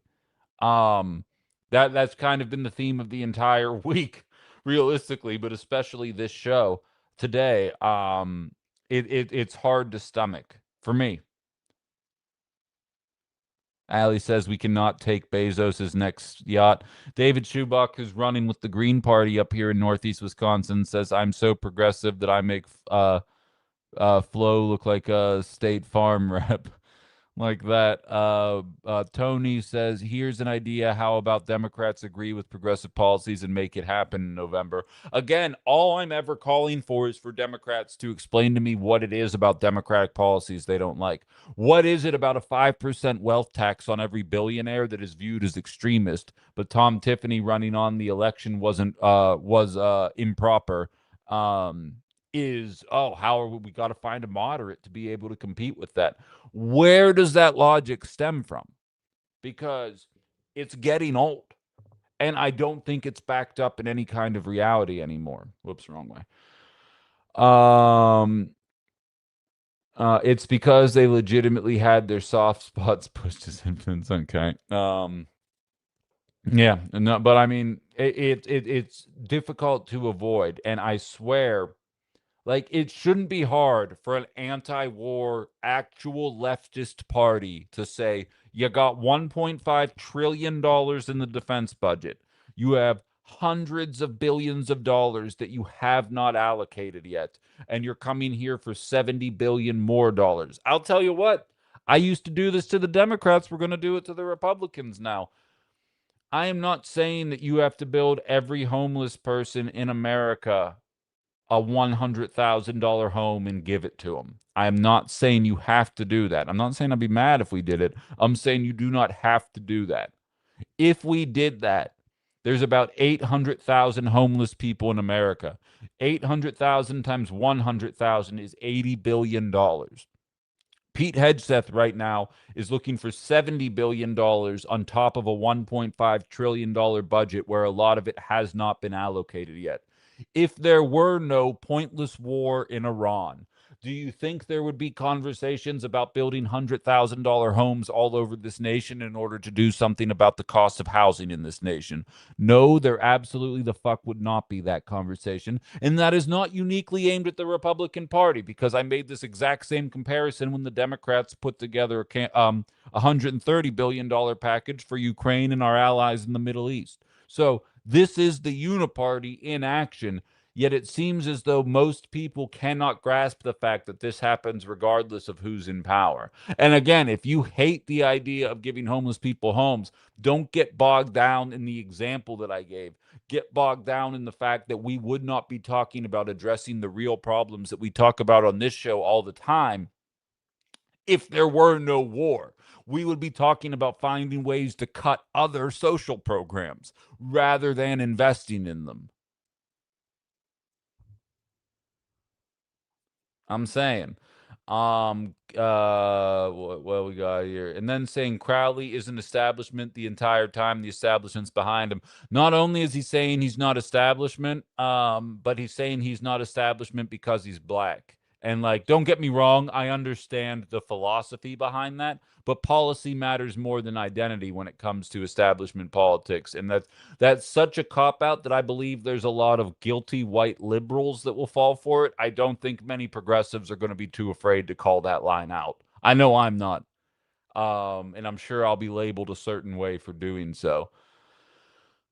Um Where are we at here? And I love when they say, "What do you want us to build them tiny shacks?" And it's like, yes, that's 100 times better, 1,000 times better than most, 1,000% better than most of their conditions. Exactly. And tiny homes are 30 grand. Like I'm saying, 100 grand, including like mental health services, including career services to get people employed and back in the workforce. Like they did this in Denmark, and it's a much smaller population, but their GDP per capita in Denmark is way lower than ours. So we can absolutely afford to do this. Everybody wants to walk around bitching about the homeless population in America. Nobody wants to do anything about it. We're shutting down mental health facilities. We're making it illegal to be homeless in a lot of states, both Democratic and Republican. Um, what's up, Trocken? It's not particularly difficult to understand this. Um, and yet we'd rather just wait and spend it on bombs, whether it's Democrat or Republican. But at least when Democrats are in office, you also get the Inflation Reduction Act. You also get to cut child poverty in half for 2 years before exploding it back up. Thanks, Rantoni. I love you too, man.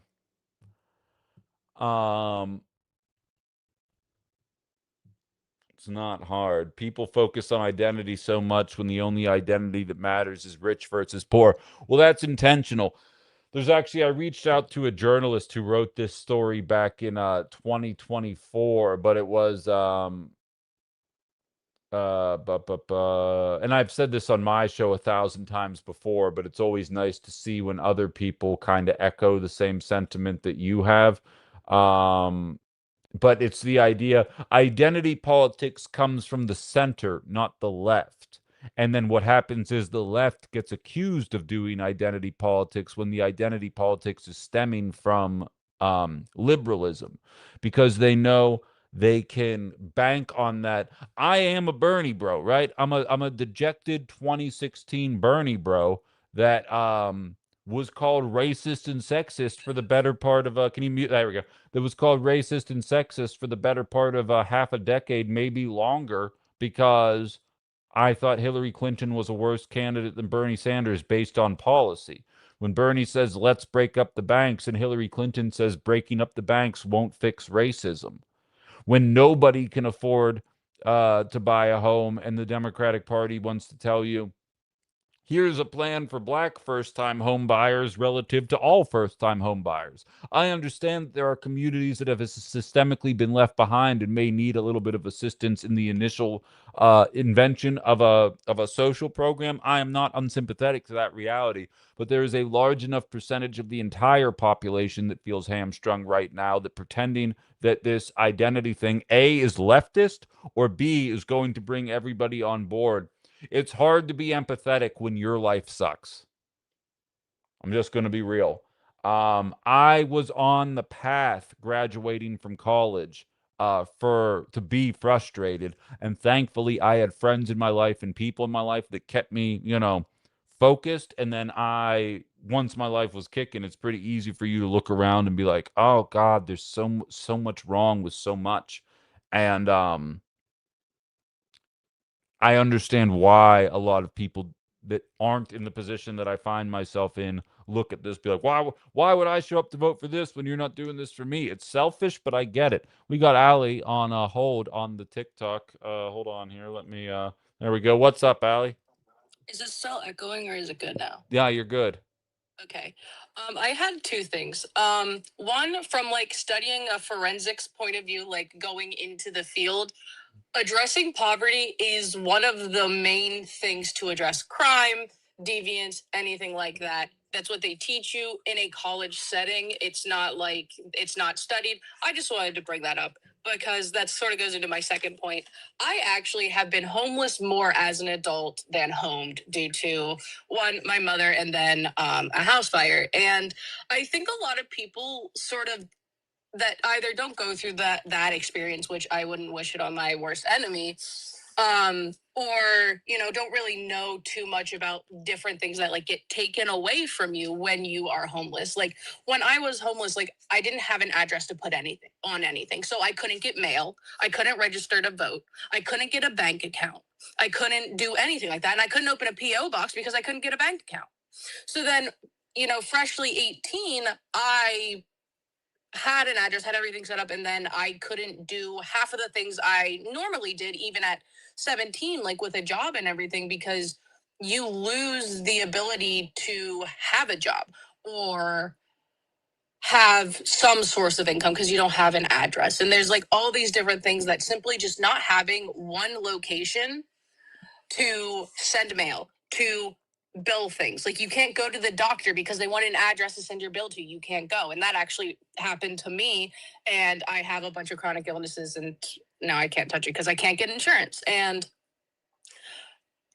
just simply putting enough resources into allowing people to put an address down will then grant so much more freedoms to those that are homeless that they would be able to vote for candidates that would help them. They would be able to go out and get a job. They would be able to have money in a bank account to where they can get a house because if you start homeless, you really can't get a home. You don't have housing experience. You don't have all these things and no one really talks about that because no one ever wishes that they were homeless. And it's sort of one of those things I think in American culture we don't talk about.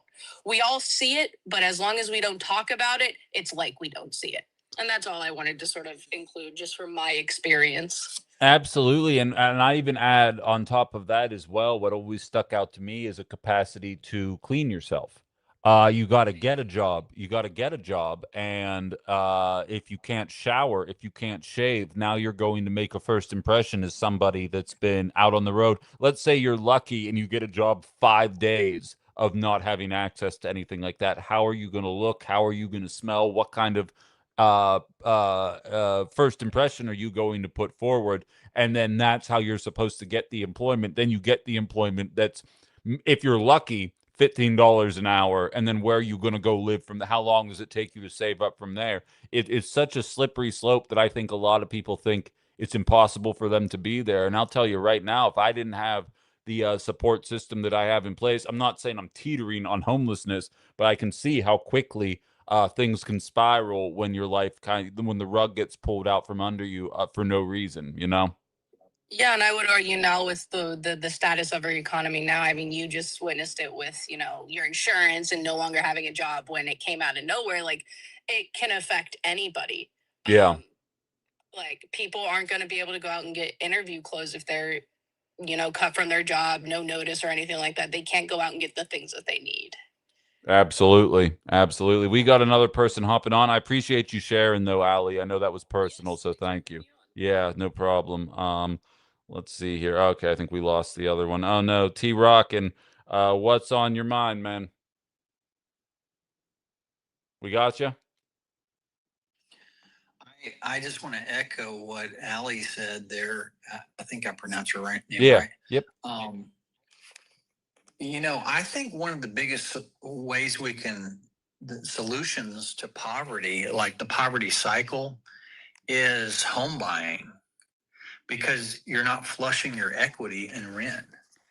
I mean, now, granted, the cost of a new home or any kind of home is gone through the fucking roof. Yeah. I mean, it's so difficult to like get into that, and part of the reason is because people don't have enough disposable income, and they just, and then these people come along here that are these rich investors, and they buy up these homes with their deep pocket spending, and then that drives up the price of the home market, and it prices out everyday Joes, so they don't have a place to live. Yeah. And then they'll rent out that house to a family, and you're flushing all your equity. So it's like what I say a lot of times, math rules the world. I mean, learn the math, try Oh, to take advantage of the math. you want to hear some math, and I appreciate the message, Trek, and I'm going to drop you there because I got a ton more comments coming in, but you're spot on.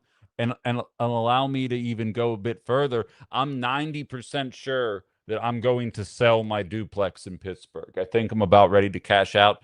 I like the idea of being a landlord and always having a home base, and like if shit ever hit the fan for me, I'd have a spot to land. Um But at the same time, being a landlord from 5 states over, I'm not particularly handy. I'm not interested. The reason I haven't sold even before now is because I don't know if I would be able to get back in to the housing market. And that's with me. I bought in 2016. Like, I'm not going to get into specifics, but let's just say I'm going to clear a pretty penny if I do close on this thing. And what's crazy is, and like really think about it, this is the math that I was talking about. My interest rate was so low, my mortgage is so low that I have been able to rent out my apartments at about $400 under the market value and still turn a profit on the building. Um, and I haven't raised my rents in 6 years. I just leave the rents where they are. The people keep paying them. They're not worried about where they have to live. I've been slowly building equity. Everybody's winning in that equation. When I sell, based on what the interest rates are and the price that the home would go for, I'm going to use round numbers here. This is not incredibly accurate, but my mortgage is roughly $1,100 a month on the duplex in the city of freaking Pittsburgh. But I bought in 2016. So, of course, that was a different world back then. Whoever buys this is going to have a $2,900 monthly mortgage rate. So you tell me what's going to happen to those rents now that the cost of the home is going to be that much, because you're not buying the home to be in the red. And I understand that from a business perspective. And you take that, and that's not, what if I'm not saying I'm going to go out of my way to try and not sell to a hedge fund. I am telling you this as a very, very small time landlord. You know what I mean? I am I got the one unit. You know what I mean? Like, or the one building, 2 units. Like, that's what I do. I'm not Jared Kushner. I'm not trying to find ways to ding people and raise rents and do all this other bullshit. Like, we have a good system, but it doesn't make sense for me to continue doing it. But I sit there, and even with the profit that I would end up clearing, I'm just like, when would I get back into the housing market unless the housing market crashed? Which it might. I think it will. Um, yeah, resistance request up if you're trying to get on. But so like that's even from my own experience there. And again, this all stems back to the idea that we have the money here. Hold on, resistance. I'll just do the thing. Or maybe I won't. Let me see here. Is that what it is? Yeah, there we go. I think I just invited it. But we have the money to address this stuff, and we're choosing not to. And the unfortunate reality is that we choose not to regardless of who is in office. This isn't just a matter of the Republicans being bad at governance, which they are. It's a matter of, and these are people that work, that have jobs. Allie's going to school for freaking forensic science, and she's talking to us about being homeless with a chronic illness, not being able to get treatment. This isn't our idea of what homelessness is. If you're putting the time in, you should not find yourself in these positions. And more people are finding themselves in that position regularly, and it's not a great place. Nurse Life says the 3% interest rate is why they won't sell. I have been in the same boat. Like, I have been very stubborn about selling. I have a lot of people in my life who say keep it, and I have a lot of people in my life that were like, I would have sold 3 years ago and just been on easy street financially for the foreseeable future. And like, I have plans to invest it and do all that stuff. I'm no dummy. Like, I know what I'm doing. But like, I also know that I have been very fortunate in my life to, as I've stated multiple times over, I don't have addictions. I don't have children. I've never been arrested, so it's easy for me to find work. I don't have a lot of the baggage that comes with your average American life, and I'm fortunate. It's not because I'm special. I'm just fortunate.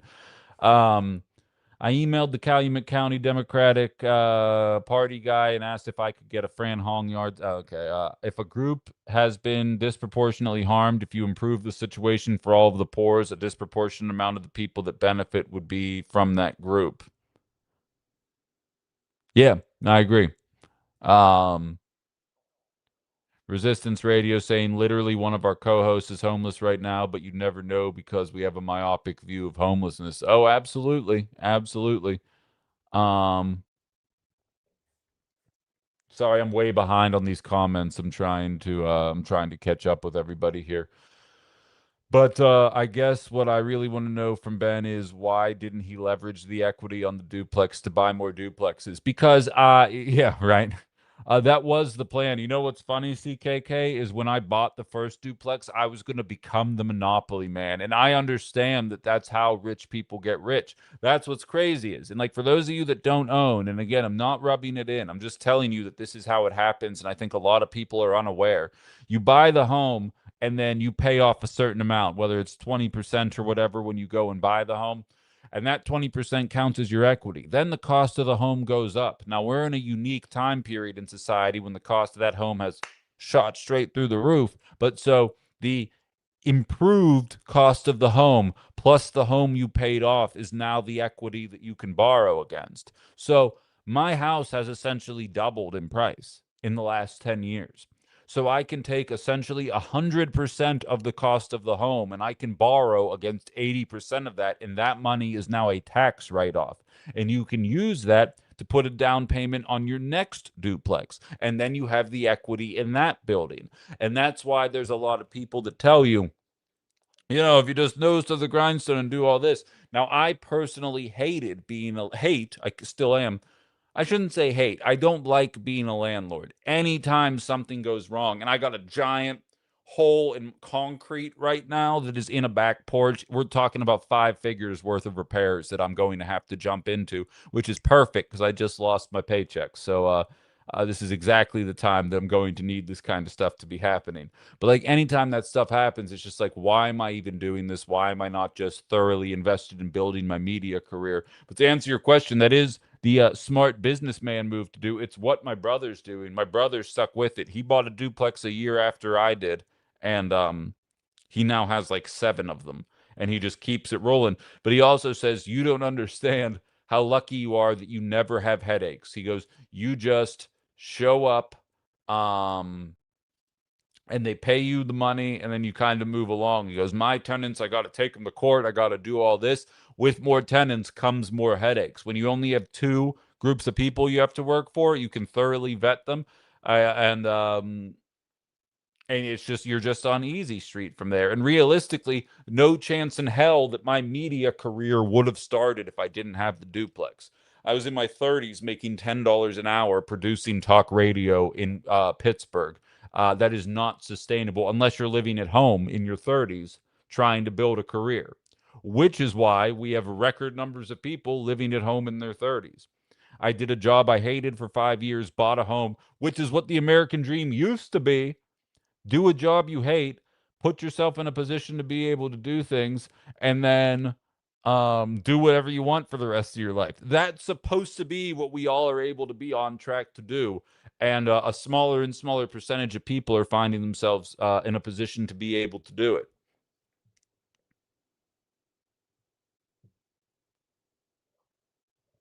I see you figured it out here, Resistance. Who's on the line? Yo, Can you hear Dane, me? what's up? Yeah, it's me. But yeah, no, I love the everything that's been said, and I made the comment earlier. We have such a flawed view of homelessness. Like people don't realize that like 50% of like homeless adults are employed.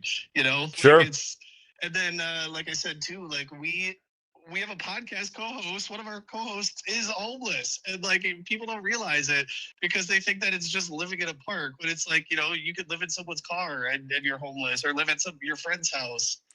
I remember there was an article written, it was about the concept of the hidden homeless. And this was like probably more than a half a decade ago. And it described essentially exactly what you're describing. Crashing on your friend's couch is still technically homeless, but you have a home. People don't have to step over you on the street. Like, for some perspective, coming from the city of Pittsburgh, there was a Sunoco gas station about a quarter of a mile away from the apartment I lived in, and I would have to walk past the same 3 homeless people to the point where you get to know them when you're in the community. We have hundreds in Pittsburgh. The Fox Valley is kind of lucky in the problem. Not to say there aren't issues, but it's nothing compared to like a more metropolitan area. And so, as you highlight, people find workarounds, but the issue oftentimes is much worse than people realize. Yeah, no, and I always like to bring up there was a study that the University of British Columbia did where they gave unhoused individuals $7,500, and surprise, surprise, guess what they did with that money? Right. Like it's a no-brainer. And like I had said earlier, people are like, oh, what do you want us to just give them houses? And when you do that, the results speak for themselves. Yeah. No, oh, that's the truth. But unfortunately, if people believe they'll buy booze with it, that's what they're going to believe. And there's really no way to work around that. Hey, I appreciate you chiming in, man. Always good hearing from you. Yeah, we'll talk soon. Yeah, we'll talk soon. Dane is on Resistance Radio. They had me on 2 Thursdays ago. It's actually available on my YouTube page. It's like the one that very clearly looks like I'm not doing it from this setup. If you want to go ahead and check it out, it's a pretty good conversation. It's Dane, Emma, James, and Pete. All very cool dudes. So go ahead and check it out. But yeah, I wasn't anticipating a homeless conversation, but I think it's worth having here because when you hear the way that we are able to find money so quickly for bombs, it gets very frustrating. We're not able to find money the same way for situations like this that, in my opinion, are much more impactful. People don't realize just how many of their peers got their starts from family help. 1,000%. I mean, in Mediterranean life, I think I've talked about this before, but it is commonplace for adult men to live at home with their parents until they're married. If that were the case, I would still be living with my dad right now. But when I moved out of college, I lived out with some friends from college for a little bit, and then I decided I would rather save every dollar that I made and then be able to buy the duplex that I ultimately ended up buying. The only way I was able to do that was I had a dad who was like, come home. I want you to live here. Come home. I'm not going to make it weird. I'm not going to charge you rent. I'm not going to ask you every day, when are you going to leave? I know you're working. I know you have an agenda. Whatever you need, I will help you to the best of my ability. I did not grow up rich, but I grew up rich in resources, meaning like people in my life that care and are willing to help make a difference. And ironically enough, I somehow was able to find that again here in Wisconsin. I think I'm a lucky son of a bitch in a lot of ways. Um, and I think acknowledging that that helps get us where we need to go is worth acknowledging. Ethan says almost everyone is one shitty day away from being homeless. Exactly. Everyone likes to think it can't be them until it happens. I think my favorite line actually is you are closer to being homeless than you are to being Jeff Bezos. Tax the rich. Because oftentimes people say they don't want to tax Jeff Bezos in the name of funneling that money into the poorest populations in the country. And it's because in the minds of a lot of voters, they believe that one day soon they are going to become Jeff Bezos, rather than realizing that they're more likely to be laid off by Google for no reason other than they want to keep a larger percentage of the $160 billion in profits. Robin says, I love helping my kids. Exactly. Like, I crap on boomers a lot, and it's deserved. But like I said, I have boomer parents that would have walked through hell for me. And I know, Robin, you're the same way. And there's a lot of boomers out there that operate the same way. I also produced a show for a guy that referred to getting his kids out of his house as getting his kids off the payroll. He said they have till they're 22, then they got to figure it out. And it's just like, as my dad would say, that's the white people approach. He's like, you're Greek. That's not how we do things. And I'm like, all right, good enough for me. And I lived at home. I lived at home for a year and a half. And at times, it's like embarrassing, right? You're 24, 25 years old. What's funny is in 2026 terms, being 24 and living at home is just the way. But when I was doing it, I was like, oh my God, I'm such a failure. I went to such a prestigious school. All of my friends had connections at like financial firms and doing all this shit that I didn't want to do. And we're making good money, and I'm sitting there like trying to figure it out. And then all of a sudden, I was a duplex owner doing my dream job. And like it kind of comes on you like a bat out of hell. And I'm not saying, and again, like I can relate to boomers on this. I am not saying that it was easy. I graduated into a recession. I lost a parent and dealt with a terrible bout of depression as soon as I got out of school. It was not easy, and I had to put the time in and make sacrifices, and I got there. And I can wholeheartedly say anybody who is graduating college now has it infinitely harder than I ever had it. And it's not even close. And anybody who struggles acknowledging that reality is getting defensive about their own life. Because I can look at the systems that are out there, and I thankfully I haven't even updated my resume. I am mentally committed to I'm going to become a user-funded, crowd-funded, with sponsors, uh, uh, independently owned talk show where the content of this show cannot be controlled. That's going to be where this goes. I'm not even thinking about doing the application stuff. Go look it up on your own time. Read about the people applying to ghost jobs. We haven't even done segments about ghost jobs. Those are jobs that are listed on sites that don't even go anywhere. They're not even looking to hire. My old radio station, not the shitty one I was just at, the one before that, has had part-time talent and part-time producer jobs available since COVID. They do not hire for those positions ever. They don't even look at the applications. I can tell you that from firsthand experience. The ghost jobs are everywhere. Go listen. Even at the shitty radio station I was at, they would run ZipRecruiter ads during the show. Listen to the ZipRecruiter ads. Listen to the Indeed ads. When I was growing up, those ads were aimed at the job seekers. They were like, you think you're qualified for this? Hop on Indeed and find out. Go listen to the ads today. Now they're telling business owners, hey, you should be using this. You'll get 30 qualified candidates in a day, and you can make them jump over one another like fish in too small of a pond to see who will work for the smallest sum of money for the job that you're offering. I understand what it's like out there, and it's much worse. And again, graduated in a recession. Jobs were fine in Pittsburgh, but nationwide, bit of a bitch, bit of a bet to get employed in 2010, 2011. Infinitely more difficult in 2026. Infinitely. And that doesn't mean it was easy for millennials and no boomers. I'm not saying that you had it on easy street, but I'm saying you had it easier than what millennials had.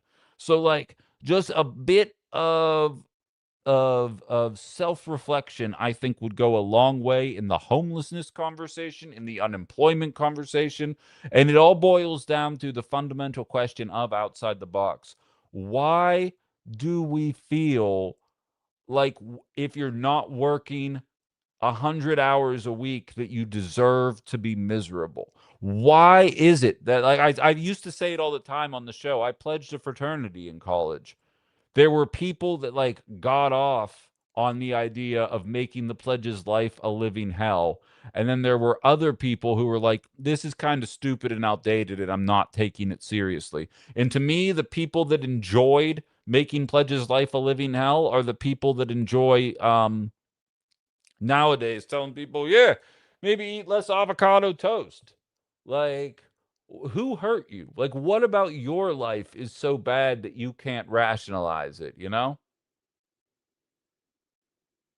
I don't get it. Sean O'Reilly, who's running in the 56th district, says the last time, wait, hold on, it's freezing on me here. The last time I felt financially stable was when I lived at home. Been struggling ever since. I asked if I could move back. They laughed. I feel like they thought I was joking. I took that as a no. I'm sorry that happened to you, Shauna, but I get it.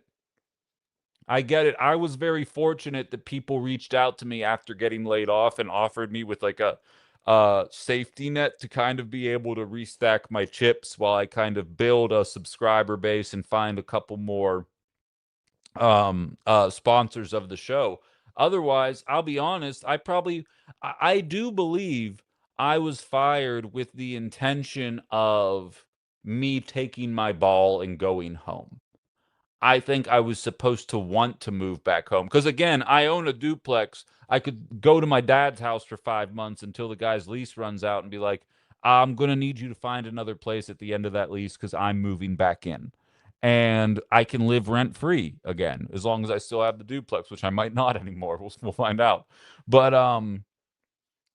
That was basically my game plan, and the people of the Fox Valley rallied around me and were like, "No, we'll do this. We'll do this. Let's help you do this." And now all of a sudden, I have a very cheap apartment. I have a sponsor. I'm doing the job that I love still, and I can envision myself in the Fox Valley for at least the next year, if not the foreseeable future. And it's a very pleasant feeling to have, especially because I want to make sure that my voice is heard before November. And that would have sucked if I would have had to been doing it from Pittsburgh the entire time.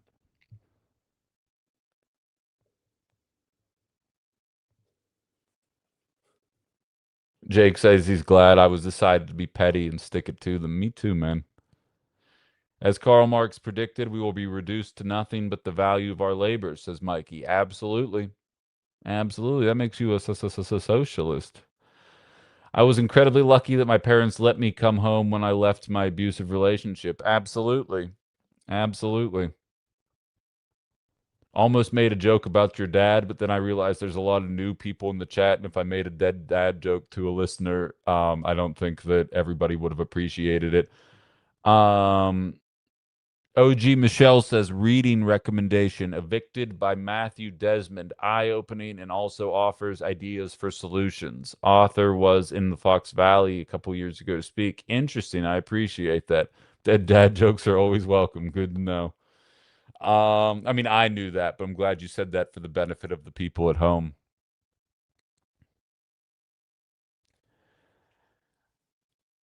Gail, I see you talking about boomers being raised by Great Depression parents. The grandparents taught our parents to be afraid of not having enough. I'd argue boomers kind of go the exact opposite reaction or the exact opposite direction personally. I feel like they are the product of excesses in their adulthood, in my opinion. Um, Excesses that kind of put us in the position that we're in today, unfortunately. But I don't know. It's an interesting conversation, and I don't know if we're going to get to the bottom of it today, but I do appreciate people sharing their own shared and lived experiences with it. I know it's not easy to kind of unpack a lot of that baggage when you're, especially publicly. There's a couple hundred people listening to us across the 4 different platforms here, so I appreciate everybody sharing their thoughts on the matter and just kind of being open and honest to show you that college students, people that have jobs, people that work, people that fall in hard times, they find themselves in a position. Carla brings up a whole other element of it where you're in a relationship. How many, and you know, I'm not assuming this is the case, but let's just be real. Statistically speaking, I'm right. How many women are out there that were stay at home wives, moms, whatever? Then all of a sudden they're in an abusive relationship. They don't have the resume to go and find a job. And what if their parents don't let them come back? Where do you go? Now you're in that situation. Like, it's not unfathomable to be in that position. And it's really not hard to imagine yourself there if you're an empathetic person. We got one more person coming on in here. We'll see where it goes. And then I feel like this is a new person. So this could be fun or it could be a train wreck. Let's see what happens. Hello, you're on Outside the Box. You there? Nope. Okay, well, that was fun. That feels like as good a time as any to wrap the show up. Guys, I love you all for subscribing. I see I'm up to 71 people on TikTok. If you're new here, we do live talk radio 9 to 11 Central Time, Monday through Friday, and I also do an hour in the evening, 7 to 8 p.m. Please consider following the page. I recently got fired for being too good at the job and speaking truth to power. So if you appreciate good independent media, every follow, every subscriber, every gift absolutely helps. I have link trees in my YouTube and Facebook that can connect you to all of my socials. Very focused on the tube of you right now. We crossed the 740 sub standpoint. Now we're pushing to 1,000. I'm not going to do the campaign push every single day like I did yesterday, but so many of you guys came through for me yesterday. I did not expect to pass up a certain radio station in 30 days, and the fact that we are now above them makes me feel so good about what we're doing and so good about the community that we're building here. So, Ben Cominos is the name. Search me on all of the different platforms there, and please do consider giving me a follow. I would appreciate that very much. We're in the process of building a studio and getting really fancy looking here. So, We'll be there. Oh, I'm going to be at the Appleton City Hall tonight at 5:30. Another flock meeting. We'll be talking about that if anything of value happens during tomorrow's show. Ben After Dark is tonight at 7. I'm actually going to be joined by Meg, who I have met at a couple of these different flock meetings, and I actually met at a DSA meeting on Saturday as well. She runs one of the Instagrams for Francesca, accounts for Francesca Hong. She's going to be chiming in with her thoughts on the matter as well. So that'll be tonight. Should be around 7, hopefully. Alex just says, "Fuck yeah, Meg." I know we bumped into each other at the DSA thing, and we ended up enjoying the conversation quite a bit. And we were both planning on going to this and grabbing a drink. And I said, "You should just come do Ben After Dark." So it might be Ben After Dark in the wild. It might be Ben After Dark here, 2 people on the couch. There's a chance it might be a little later than 7 p.m. depending on how things go. So we're gonna end up finding. Just stand by with that. I'll try and keep the Discord chat ready to know. But so that's where we're at right now with all of that. Subscribe to my shit. Thank you for being here. I will talk to everybody. Some of you at 7 p.m. Central Time tonight, and the rest of you 9 a.m. Central, Monday through Friday. Thank you for being here.